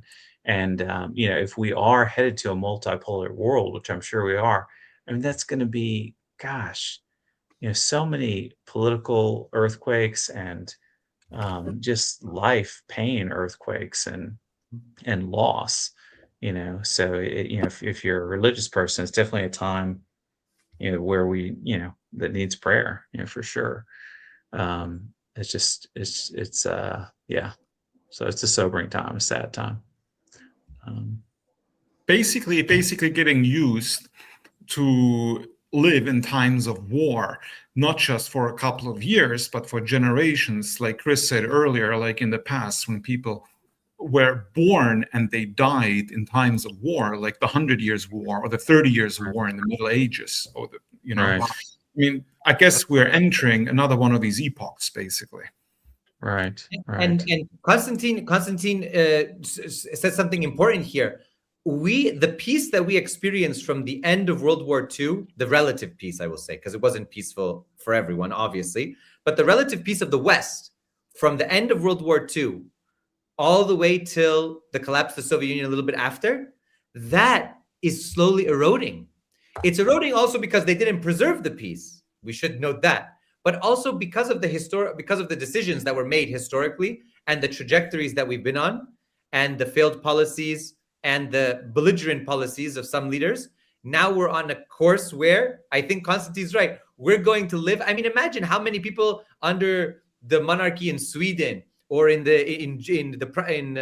in the Germanic princely states were born and died under war conditions. It was a reality. Actually, for most of human history, it was a reality for people involved in many polities and areas that were at war at their borders, at their periphery, with invasions, with pushing out, with expansion. We're just living through another one of those phases, and people have to then come to terms with the reality of no longer living with that relative peace and middle-class life that we were so used to. Especially, I grew up in the US. I was born and raised in the US. Marcel in Canada, right?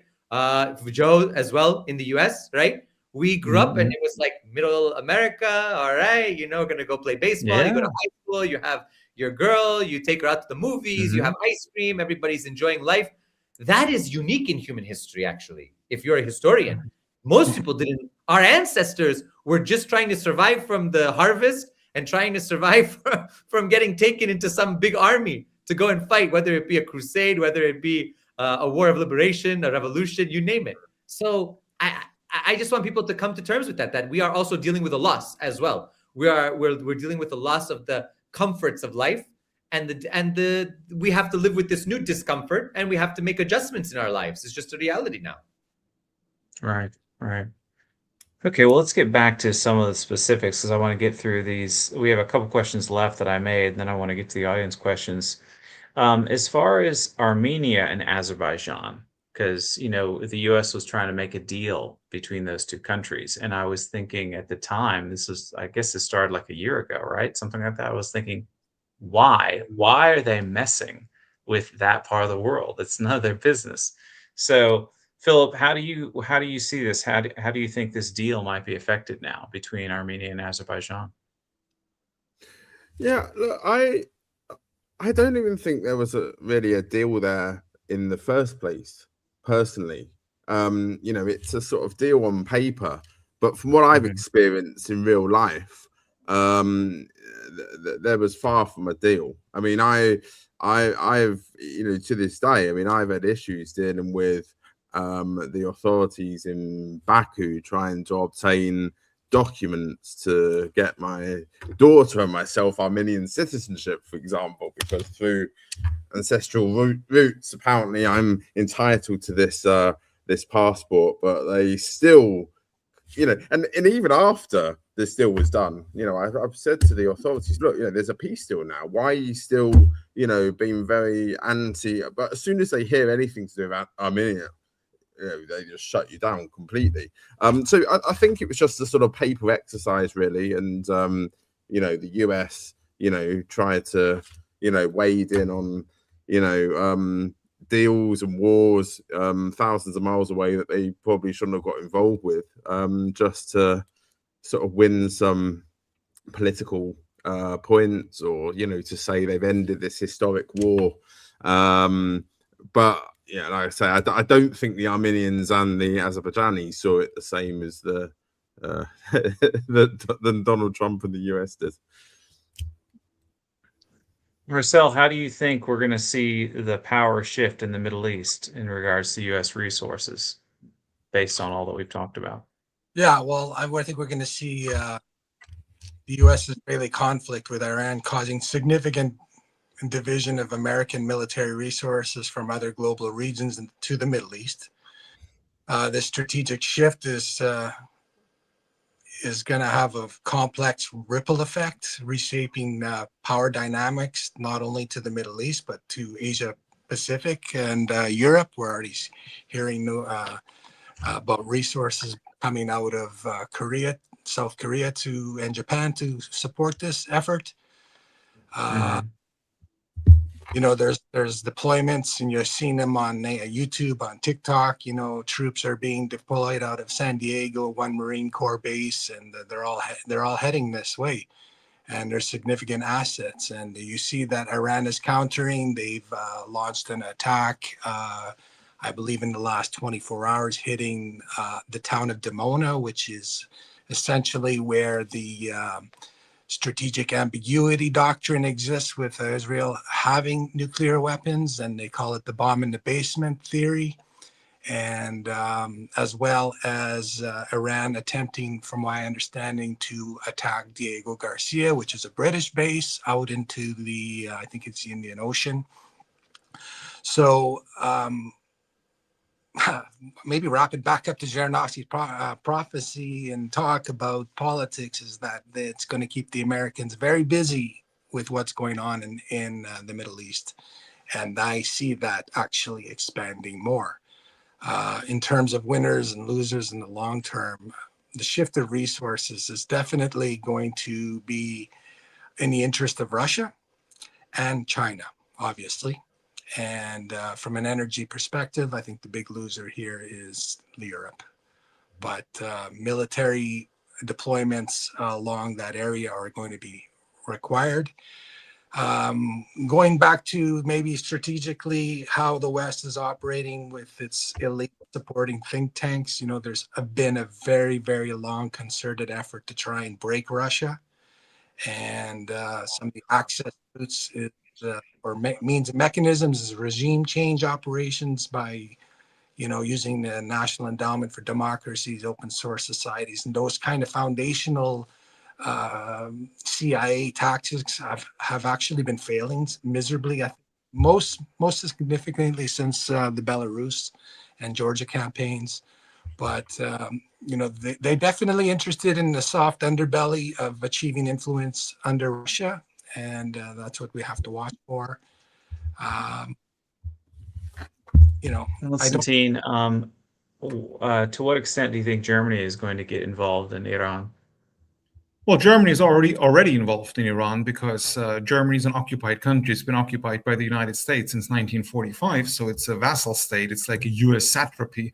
And the United States is using Ramstein Air Base, for example, for Operation Epic Fury, or Epic Fail, as some people say.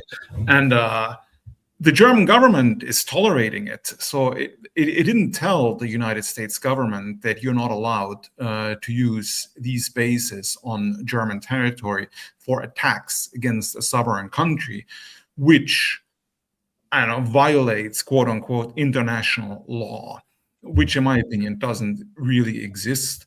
But some people argue it exists. I mean, the German government certainly argues that international law exists.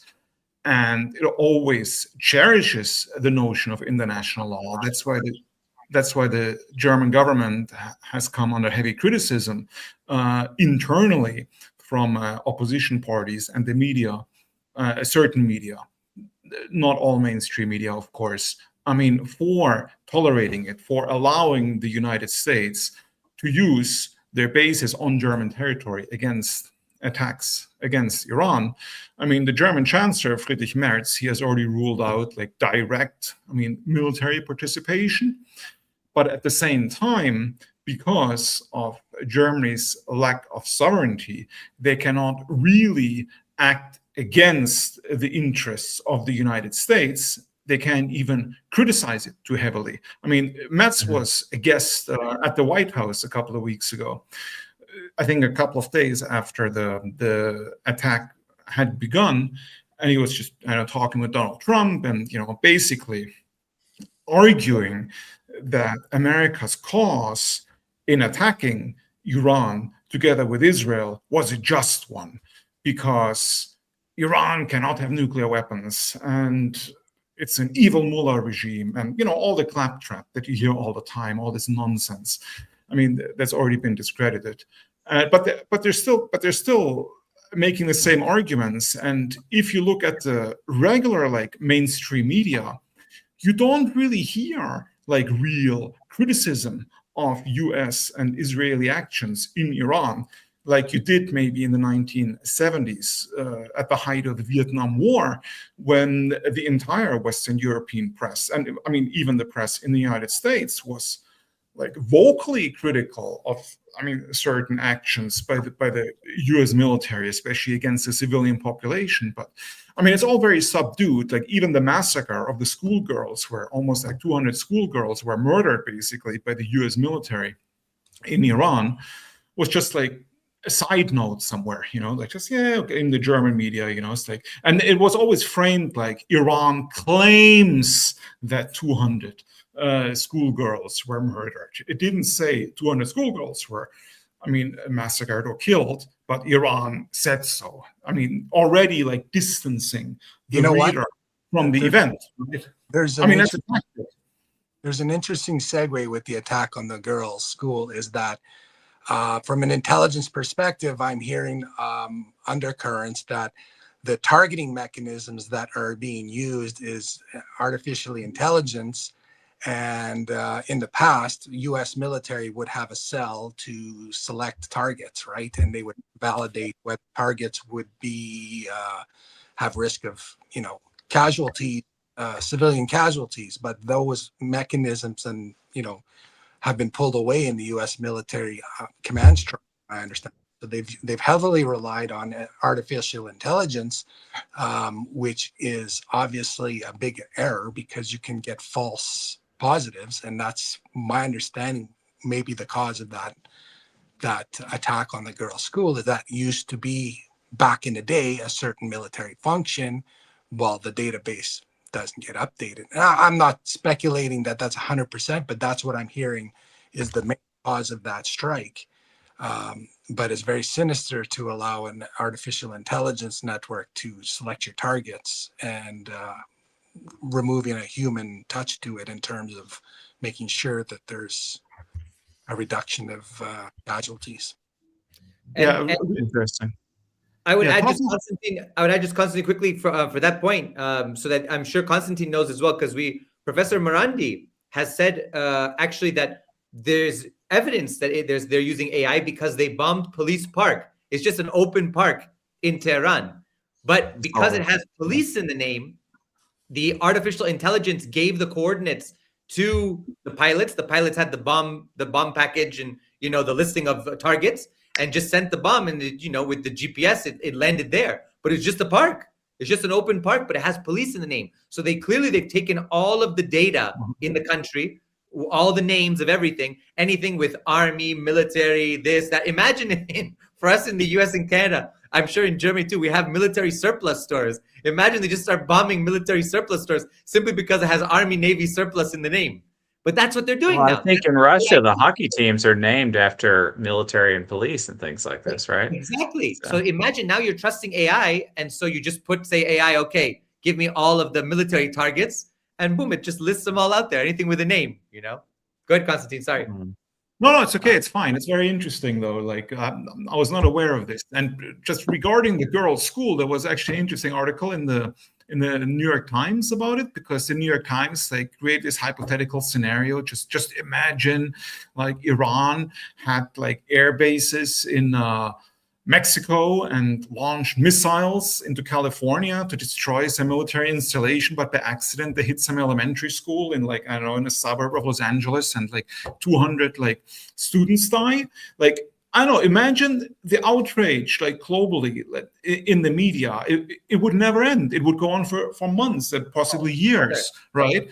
But here it happened, and nobody is saying it didn't happen, but it's just like there one day, and then nobody mentions it the next day. Like, the U.S. government didn't apologize. They even said the Iranians bombed their own school with a tomahawk. You know, it's crazy. It's completely crazy. The immorality, the total, I would say, lack of any kind of human decency is staggering, in my opinion.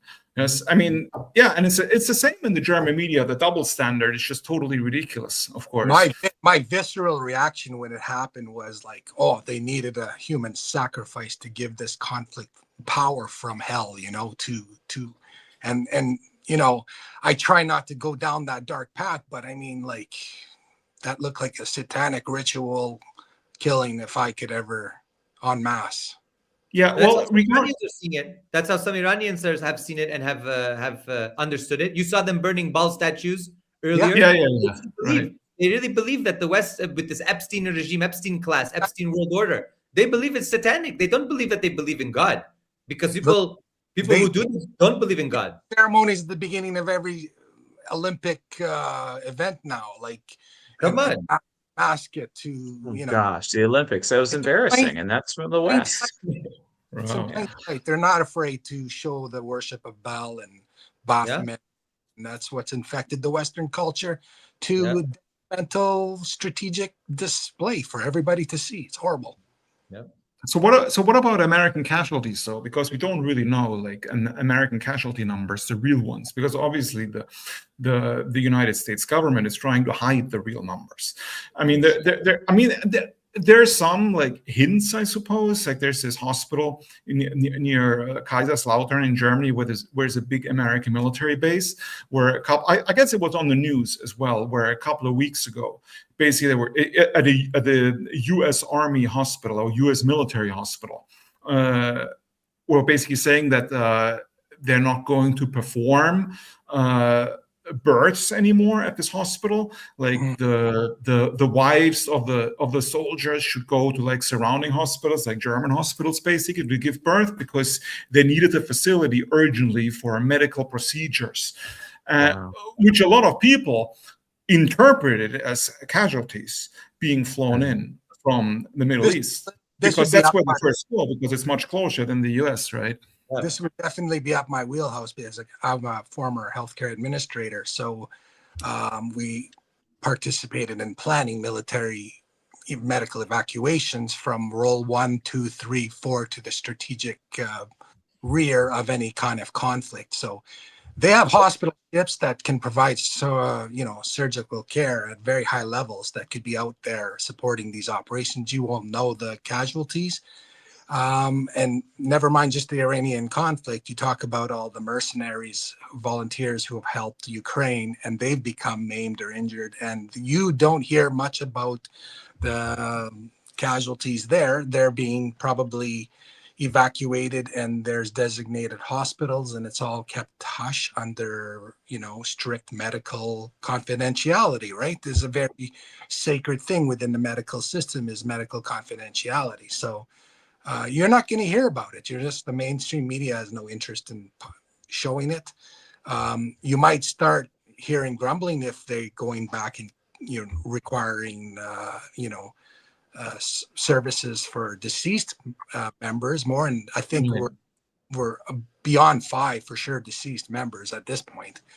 But there's many ways to evacuate soldiers, and depending on the level of injury, and once you start needing plastic surgery, that's obviously going to happen within usually the nation that's the soldiers from. They'll be evacuated that far back to do that. I actually can hear a detonation in the background, by the way. Wow. Yeah. So, guys, we were talking offline before today, and Marcel was telling us that he's got some issues where he's staying right now. So. I mean, I was not a military guy, but it's important for us to remember who aren't military people or haven't been, that when you hear about someone being deleted in battle, that's not all. I mean, it's my understanding that there could be like 2 more that are like severely injured for life, forever, so it's not just the people that are deleted. It's, like double that of people that are going to have to carry these scars forever, whether it be missing limbs or whatnot. I have one more specific question for Chris, and then a kind of a group question for everybody. Do you think, Chris, that we're going to see escalation in the Caspian Sea? Yes, it's only a matter of time, but absolutely, we'll see it. Don't forget, for the US-EU NATO access, if you want to say that, Georgia is pivotal. You saw multiple attempts at color revolution in Georgia. You've seen Armenia, Azerbaijan, the US getting involved there now. Of course, the Caucasus Caspian region and the neighboring countries in the Caspian, Kazakhstan, Uzbekistan, Turkmenistan, all of these countries, They also, the 5 leaders of the Central Asian countries were at the White House as well. And then Putin asked, oh my God, his name is Jokar. Yes, I think the leader of Kazakhstan to come to Moscow after he went to Washington, because Washington wanted to court the Central Asian countries again. So the Caspian region at large is very, very critical. Those who want to contain Russia have always seen the Caspian as necessary. That's why they supported the Shah so much. That's why they supported his secret police, the Savak, because they went after communists at the time of the Soviet Union. They went after anybody who would give Iran a more Eurasian feel than a pro-Western one. So Caspian, absolutely. It's only a matter of time for the conflict. There's already been drone strikes within the Caspian region against For sure. No. Shipping of drones between Russia and Ukraine. So Russia and Iran. And also, is the Israeli Air Force, I believe, has destroyed all of Iran's navy according to their reports. They've destroyed Iran's navy in the Caspian. So the Caspian absolutely is definitely part of the conflict. And in the broader sort of Brzezinski mindset, the Caspian is critical for the control. How could de-escalation be applied in the Caspian area? I mean, de-escalation in the Caspian requires de-escalation on all fronts. It's not only the Caspian area. It's going to require complete transformation. So long as the US and the EU and NATO countries pursue a policy of containment of Russia, containment of China, trying to destroy their spheres of influence, their historical spheres of influence, pushing Russophobia, pushing sort of Soviet decommunization kind of rules that promote the idea that fascism and, that Hitler and Stalin were the same, which is absolutely ahistorical. And condemned by the Russian Federation. The more that they do this, the more we're going to see conflict. If they were to stop doing that and to just leave the sphere of influence as it is, then you're going to have no issues. Russia wants good relations with its neighbors. It's not looking to increase its territory and expansion. Iran also the same, doesn't have any irredentist claims to its neighbors. But so long as those countries in the West continue to push the buttons in Eurasia, you're going to see conflict everywhere erupt. Right. Okay, well, my last question, and then we'll do some audience questions before we hang up. Is Trump's approach to Venezuela and Iran different from Putin's approach in Ukraine? Constantin? I think it's completely different, right? It cannot be compared. Putin's actions in Ukraine were only reactions to provocations by the West and the conflict which was started by the West in Ukraine in 2014. I mean, the Russian military just officially entered the conflict in 2022, but it doesn't mean the conflict started there, because it didn't. And it entered the conflict for defensive measures to protect the Russian population in certain territories of what was Ukraine, but was then declared independent. And what's happening in Venezuela and Iran were obviously completely imperialist claims to territory and resources. Just basically might is right, naked aggression by the United States, and they're not even trying to hide it anymore. And Margarita Simonyan said this the other day. She said that no matter what happens, she still likes Trump, because Trump at least pulls back the mask and reveals the empire for what it really is. Because what America does right now, like with Venezuela and Iran, is nothing really new. Yes, because the United States has always been engaged in such actions, but it always clothed such actions in sort of certain propagandistic rhetoric, like bringing democracy, toppling the new Hitler, but they're not even trying to hide it anymore. And this is why it's sort of refreshing what is happening now. I mean, it's terrible, but it's refreshing because at least you're being honest what they're doing now. Yes, because Trump said, well, we want Venezuela's oil. basically. With Iran, they're not even trying to come up with a reason why they invaded Iran, because I heard at least like 10 different reasons from the US government already. They keep changing the goalposts. Nobody really even knows. I mean, we all know why they really did it, but they're not even trying on the world stage to present some sort of coherent narrative.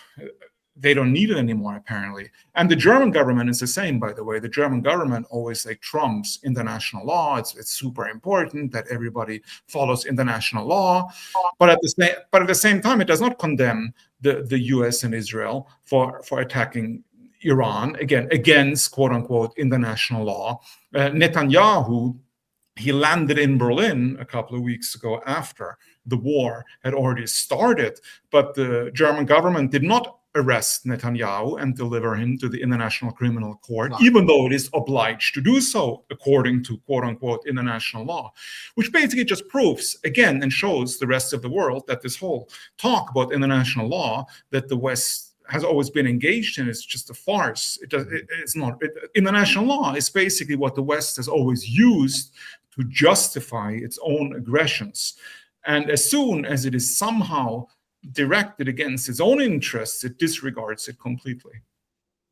Well, and just how easy is it now that just how useless is the United Nations turned into at this point? And you know, you hear the leader of the United Nations, I can't remember his name, but there's nothing to take seriously anymore, right? Like it's an institution that needs to be seriously restored. I've been to the United Nations. As a student at the Royal Military College, I was invited to go there, and I went and seen how it was. I've had a dinner with the ambassador of Canada to the United Nations, a mission there.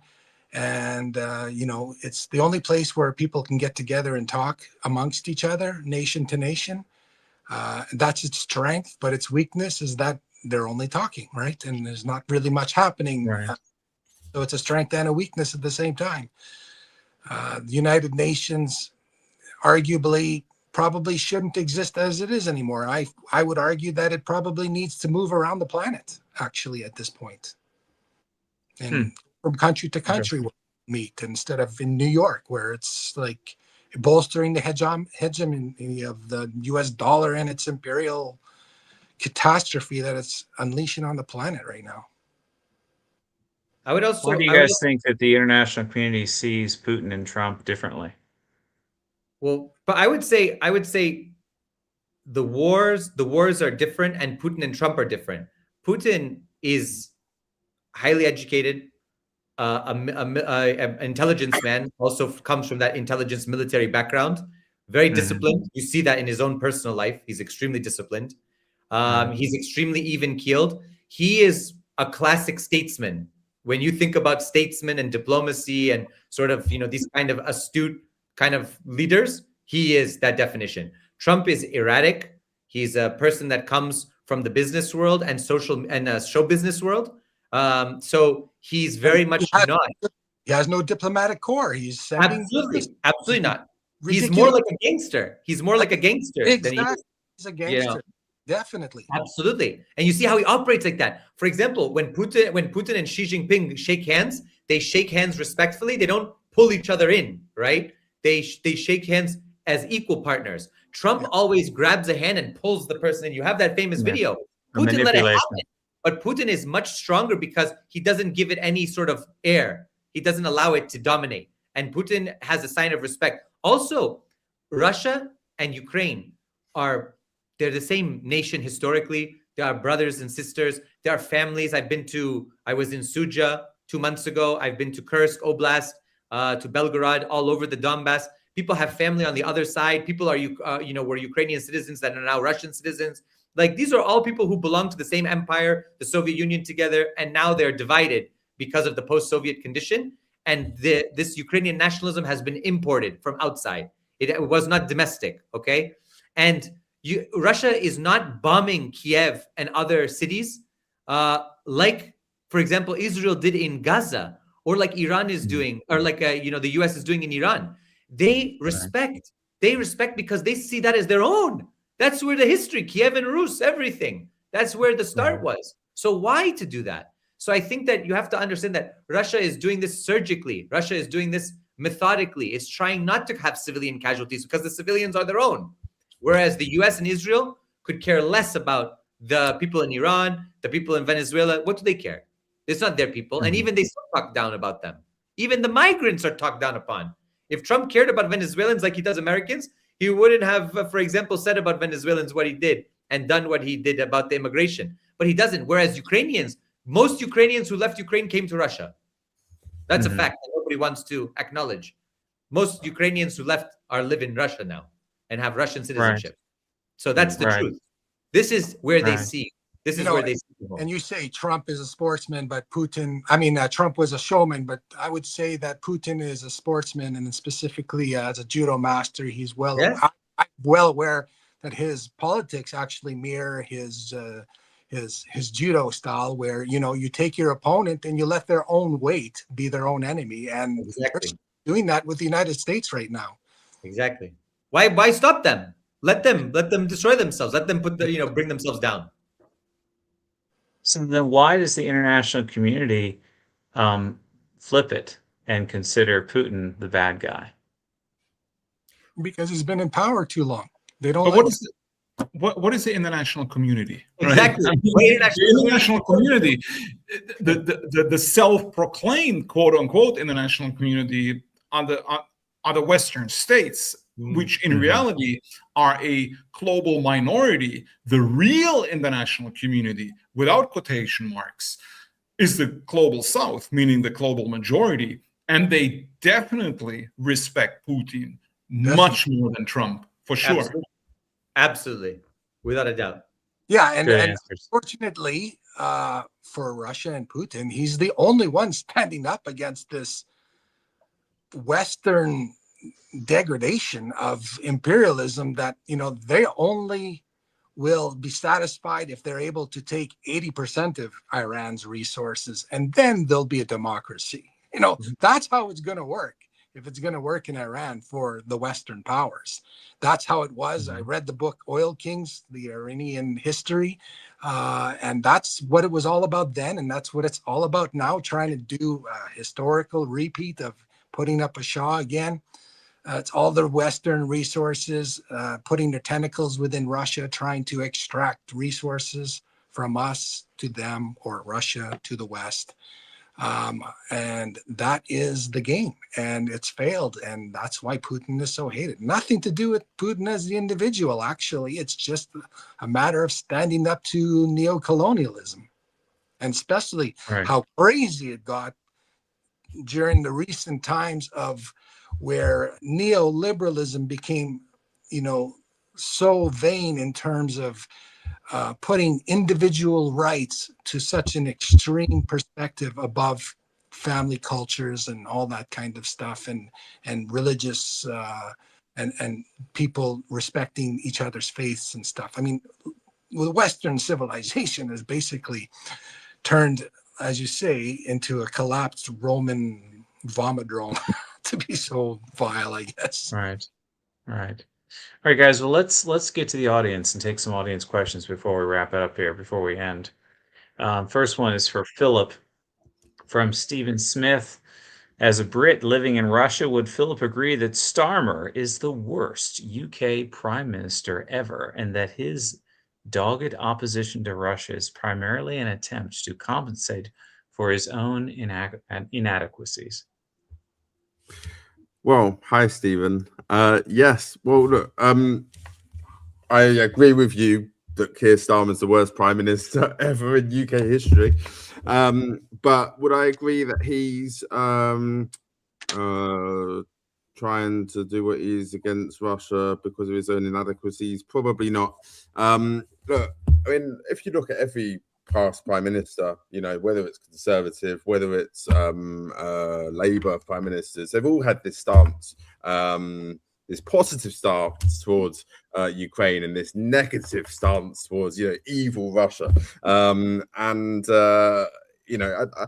don't think that's to sort of cover up anything about his own abilities as prime minister at all. But I do agree with you that he's not that great in terms of a prime minister.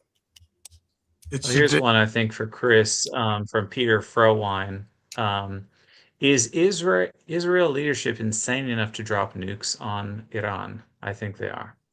Yes, I Peter do think says. so. I do think so. We have, of course, Seymour Hersh in his famous The Samson Doctrine about what Israeli nuclear policy looks like. And that was from people like Ari Ben Menashe. Of course, we had the famous leak from Mordechai Vanunu. So we know that Israel will use even tactical nuclear weapons if there is a threat to the state of Israel, to the extent where they believe that it's existential for them to use them. And since you've seen, and since Marcel has eloquently said, since they're run by half religious nuts, messianic, waiting for the third temple, the red heifer, everything like that, they are crazy enough to do something like that. They believe this is the messianic moment for them. So it's crazy. And I think, how did the West allow them to have the Samson Doctrine? But I assume it came later, after they had nuclear capability. I just want to add a point to this. Iran doesn't need a nuclear weapon. You know why? All they have to do is drop a hypersonic missile on Dimona, some nuclear plant, and that's a nuclear. They never needed a nuclear weapon in the first place. Yep, you're absolutely right. Wow. If they wanted to, Iran could create a nuclear catastrophe in Israel right now.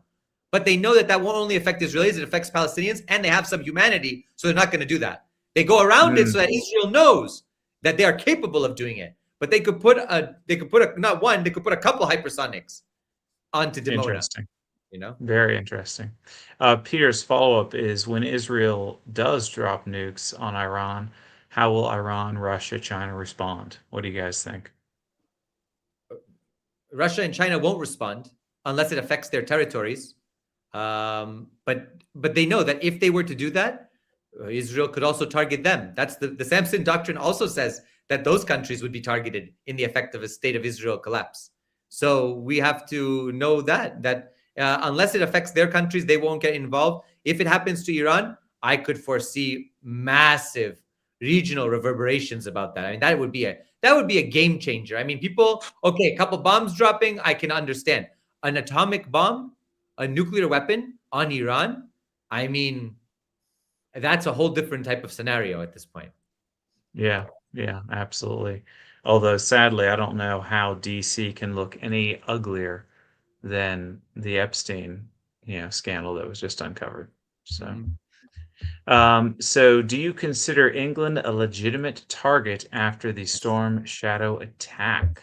Philip, what do you think? Yeah, I don't know if they're talking about a specific attack here or not, but Bryansk. I think the Bryansk one, where they were using storm shadows. Yes, that was Bryansk. Okay. Well, look, I don't think at this point England's going to be a target, because I think it's going to have huge consequences if there was a target.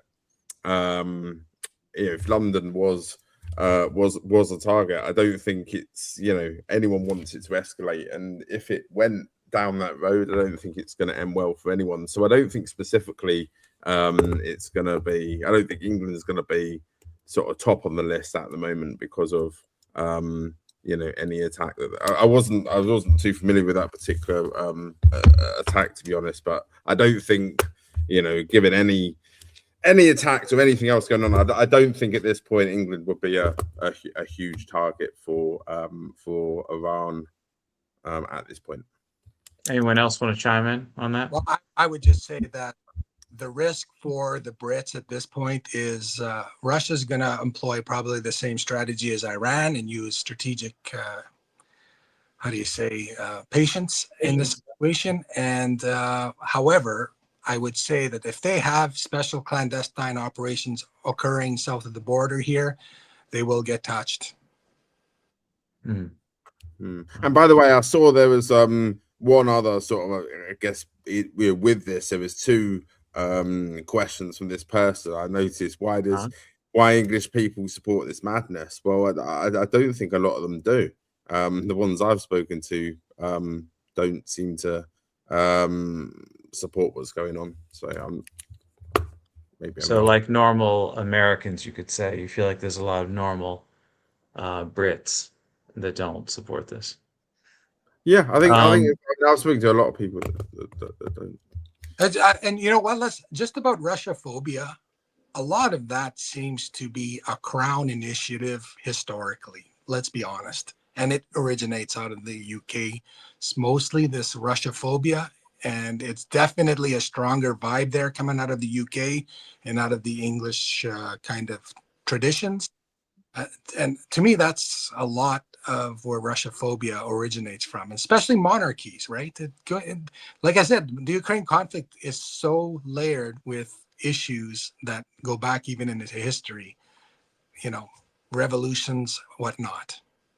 And actually, just yeah, I know it's going a bit off topic, but I mean, I was asked in a BBC interview literally a few days ago.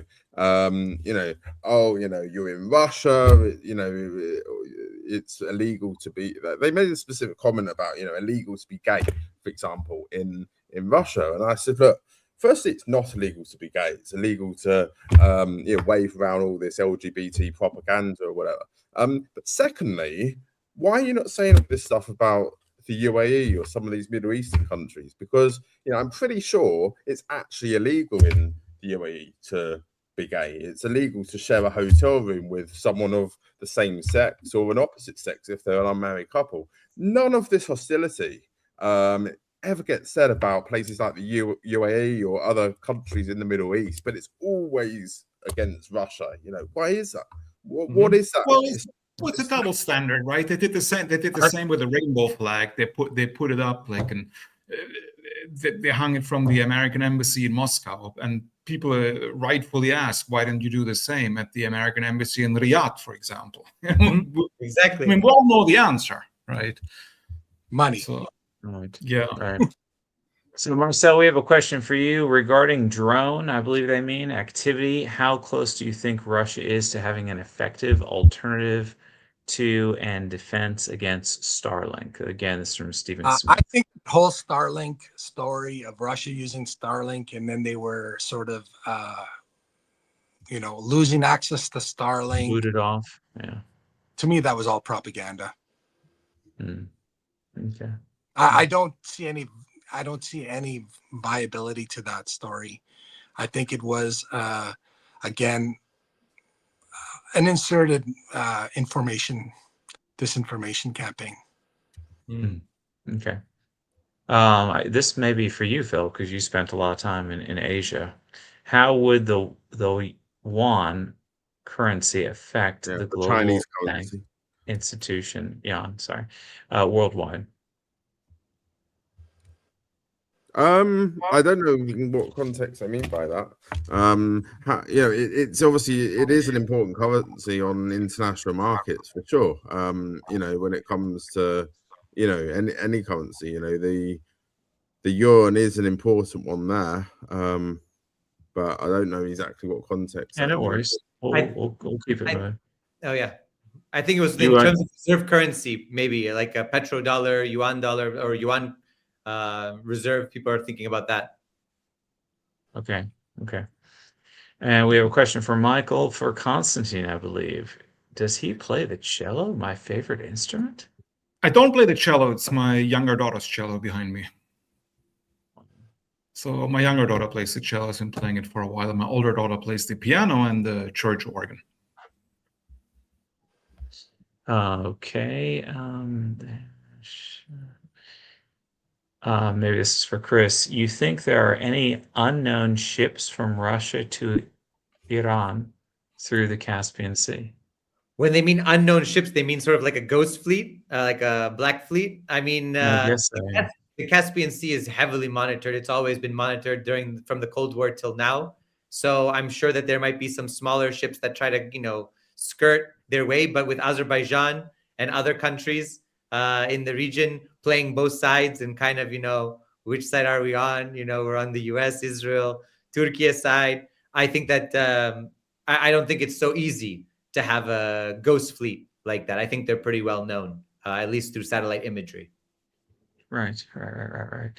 I've got more questions, but before I go on to them, I just noticed the time. I know some of you have to get off for your next live in like 30 minutes, 40 minutes. So why don't we go around and say where people can find us? So take this moment to advertise ourselves real quickly, so I don't forget, and then I'll get back to the questions, and you guys feel free to drop off as you need to. I like to do 90-minute streams, but since there's so many of us here and we had so much to talk about, I let this one go on and become epic. So, Chris, tell people where they can find you. Sure. So I'm on X, YouTube, Instagram, TikTok, all major social media platforms. So you can find me at Chris Halali or Christopher Halali Official on YouTube. And thank you all again for having me. It's a real pleasure. If you're still live, tonight, if you're still a viewer and interested, I'll be on George Galloway's Moats now. And then after, DD Geopolitics is having our show. So make sure to drop in on that. And thank you all again. It's always a pleasure to be with you all. Look forward to seeing you fine gentlemen, hopefully soon in person. That's right. And if you guys are watching this on my YouTube, Expat American, I've put all these guys' links in the description. I don't know if that what I type transfers over to X or not. So Marcel, how about you? Well, I just want to thank everybody for having a very interesting conversation panel about such a horrible topic. Hopefully we'll have some positive things come in the world that shock us all in a good way. And that's my goal. I'm not too concerned about people following my content. It's there if people want to enjoy it. But I wish everybody well here and have a great evening. Awesome. Constantin? Well, thank you very much for having me. I really appreciate it, and it was certainly a very enlightening discussion, and I myself learned a lot of new things. You can find me on X. I have a Telegram channel, Euro-Siberia, and I have a Substack, eurosiberia.net, on which I publish 1 or 2 essays per week. Good. Philip? Yeah, again, thanks for having me, Joe. It's always a nice conversation, and yeah, people can find me on YouTube at Moscow Connect, and we're going to be doing some pretty interesting stuff over the next few weeks as we travel around Russia looking for some amazing foreigners to put forward to the Bridge Awards 2026, which is a new initiative we've got going in partnership with Moscow City Government and the Agency of Strategic Initiative. So yeah, look out for all the stuff that we're doing on the channel and on, probably can't talk about it, but RT and others over the coming weeks. Very good. All right. And yeah, and guys, so drop off as you need to. I'll be going through the questions here, and also please everyone share our videos, because that is one of the ways that you can help us hopefully make a positive difference in this world. So next question. I still don't understand the US endgame here, just like Afghanistan when they did 20 years and replaced the Taliban with the Taliban. What is a win for them? Well, I think that I don't understand the end game either, to be honest. And I think the Trump administration doesn't understand the end game. I think it's mostly about military grift, in my opinion, contracting grifts that occur within the military industrial complex of the United States. Interesting. Yeah, I think the US just wanted to go in basically together with Israel, and they thought they could finish it in 4 days, like by killing their leader. They thought the regime would sort of collapse, but it didn't happen. And now they don't know what to do, basically. They had no plan B. I think that's what it looks like to me. Okay. You know, it was probably good intentions, Go ahead, right? Marcel. There was good intentions in terms of trying to bring some modernization into Afghanistan. I think there was some good intentions behind it. It came in deceptively, but there's so much corruption within the military-industrial complex of contracting and big lucrative windfalls for people who pick up contracts to support such an operation, and those things cost billions of dollars. And when there's billions of dollars to be made, it happens. Right. Next question. How will prices of fuels in Poland be affected by the conflict? This is from Michaz.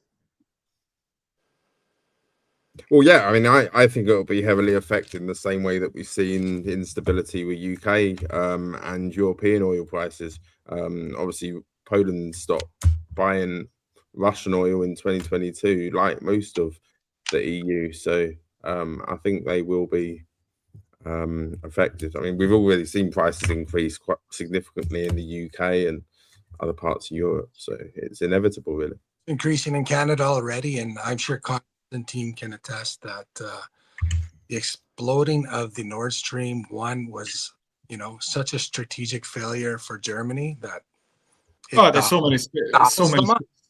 so many strategic failures. Like, after the conflict started with the sanctions, refusing Russian energy, almost simultaneously dismantling the entire nuclear power system. No more nuclear power plants in Germany.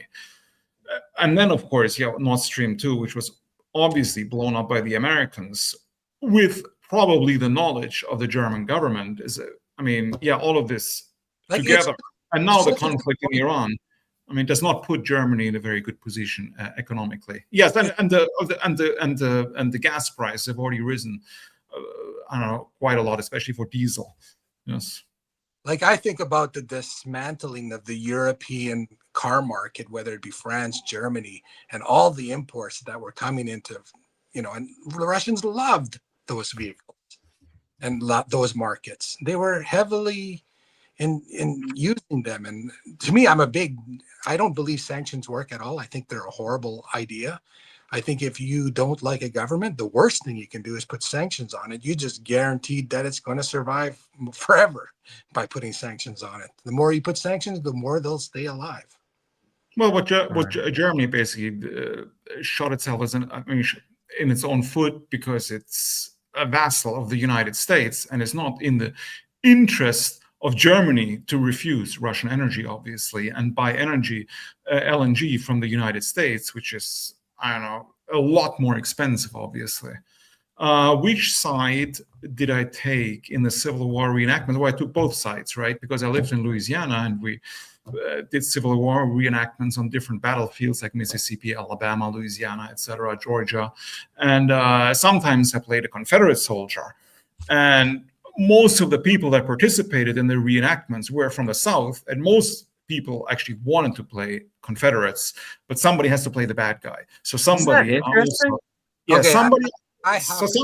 sometimes I also played a Union soldier, right? So both, actually. Because at the Royal Military College, I definitely was in the old 18 reenactment of wearing the red coats with the muskets ourselves, so with the bayonets. So I played those games as well at the Royal Military College as a red coat. Yeah, I enjoyed it tremendously. You guys opened up a can of worms, because we could have an entire podcast about this as far as the blue and the gray, because I was raised in the South, but I was raised by Northerners. So my perspective was, the North were the good guys. And when I would go to festivals in the South and I saw all colors of skin cheering on and enjoying the Confederate flag, I was like just completely confused. And so I understand what you guys are saying, because I've been digging into it a little bit. But I know that there's a lot of Yankees watching. They're like, what are they talking about? So is Israel leadership insane enough to drop nukes on Iran? I think they are. Any other things you guys want to say on that? I just hope not. Mm-hmm. Right. I'm praying that they don't. How's that? All right. Well, I'm scanning to see if there's anything else that I missed. Here is one. Western companies and institutions expecting oil volatility regularly buy derivatives to hedge costs, but everyone tries to get their hedge protection out at the same time. The market will pop. Yes. What do you think, Philip? Yes. Yes, I agree. And I think it's very much down to how London handles it, because a lot of these insurance companies are headquartered out of London as well. And I think it really depends on what escalates and how London react, how the UK government react, and how they sort of weigh in on things, and whether they do follow the US and start becoming more of an ally, or whether they sort of hold back a bit. But I think it will. Yeah, I think it'll be an interesting market for sure.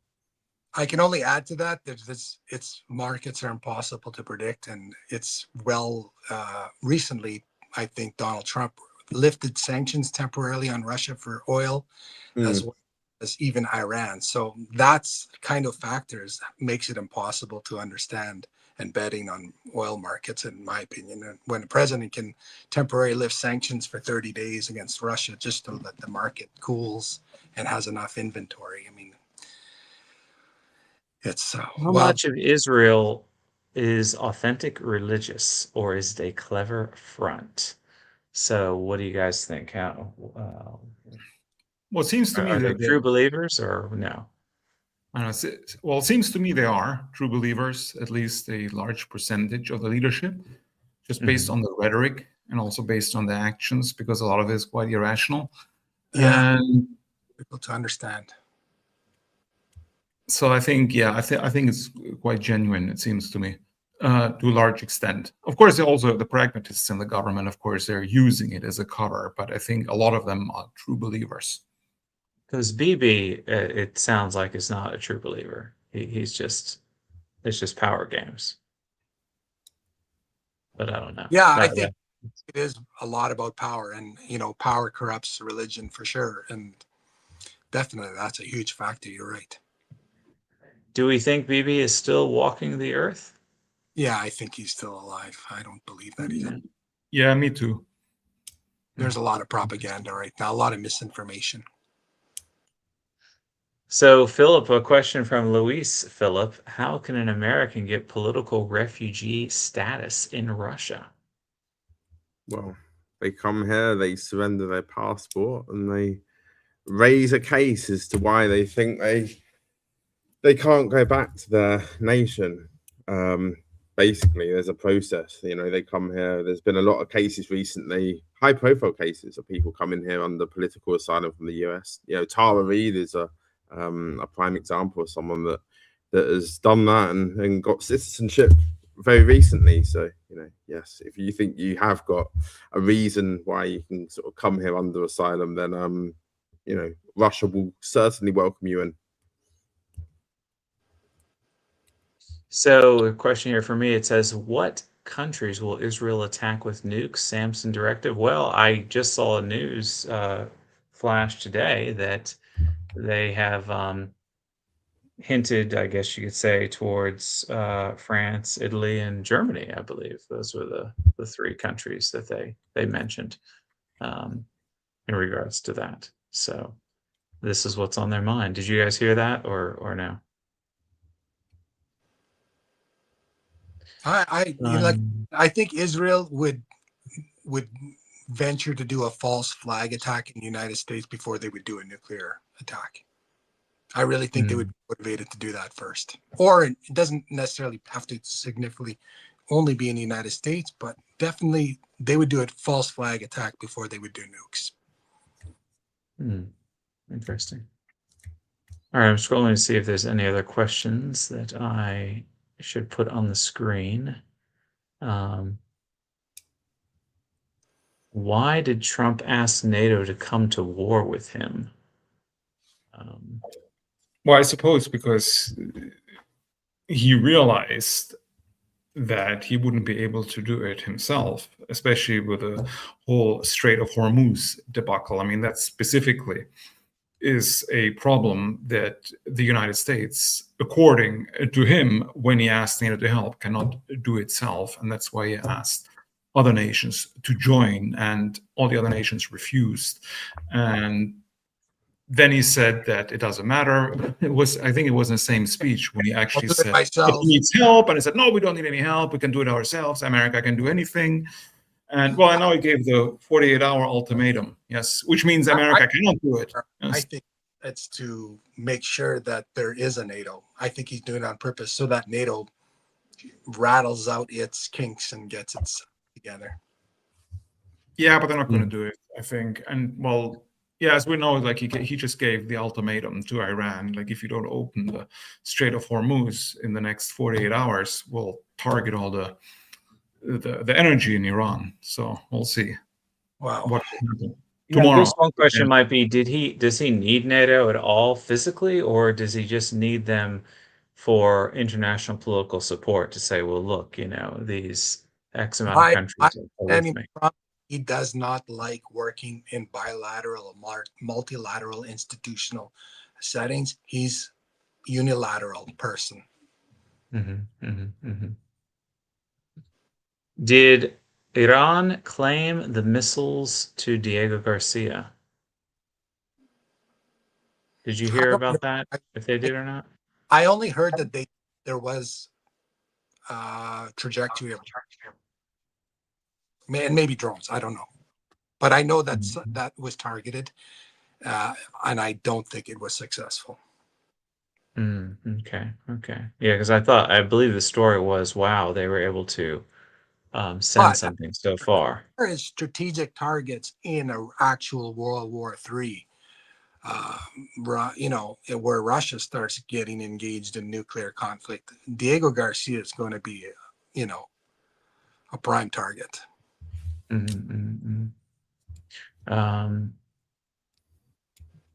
Is there a chance of this war extending to Russia and other Eastern European, I guess, countries?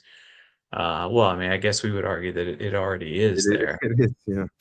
It is. It's just whether Yes, what happens now, and will they start reinforcing each other, and will it become this escalation to this kind of World War III type scenario? Because yeah, like I said, it's you know, Russia is at war with Ukraine, so it has its own war to fight.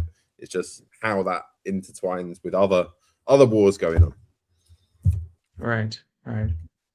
Well, guys, I think I'm almost at the end of the questions, but we have over 1,000 eyeballs watching us right now, according to my ticker here. There may be more on other platforms, so think if there's anything very important you want to tell the world before we hang up, and I'll see if there's anything else here. Well, I would encourage everybody to pray for peace. Actually, that can't be undersold, I think.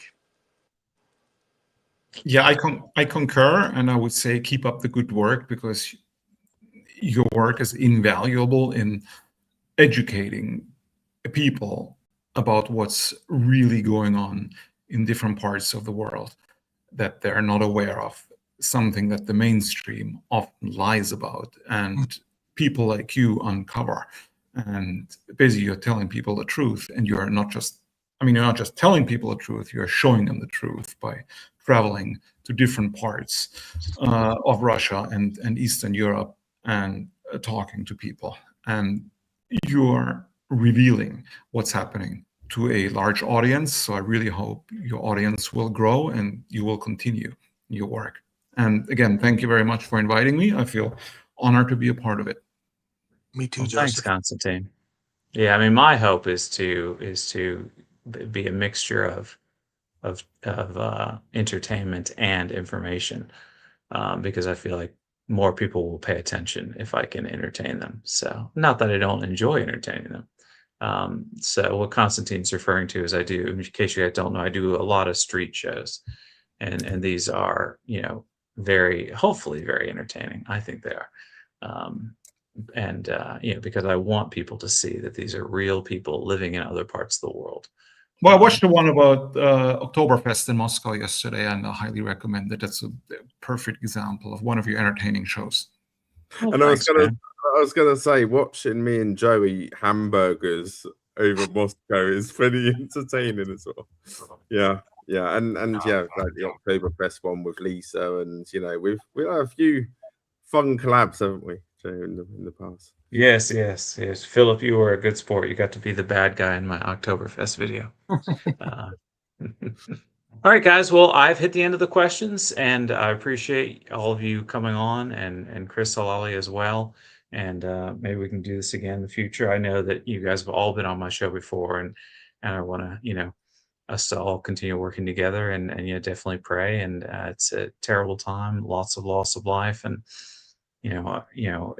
whoever you are watching this, think about what you can do.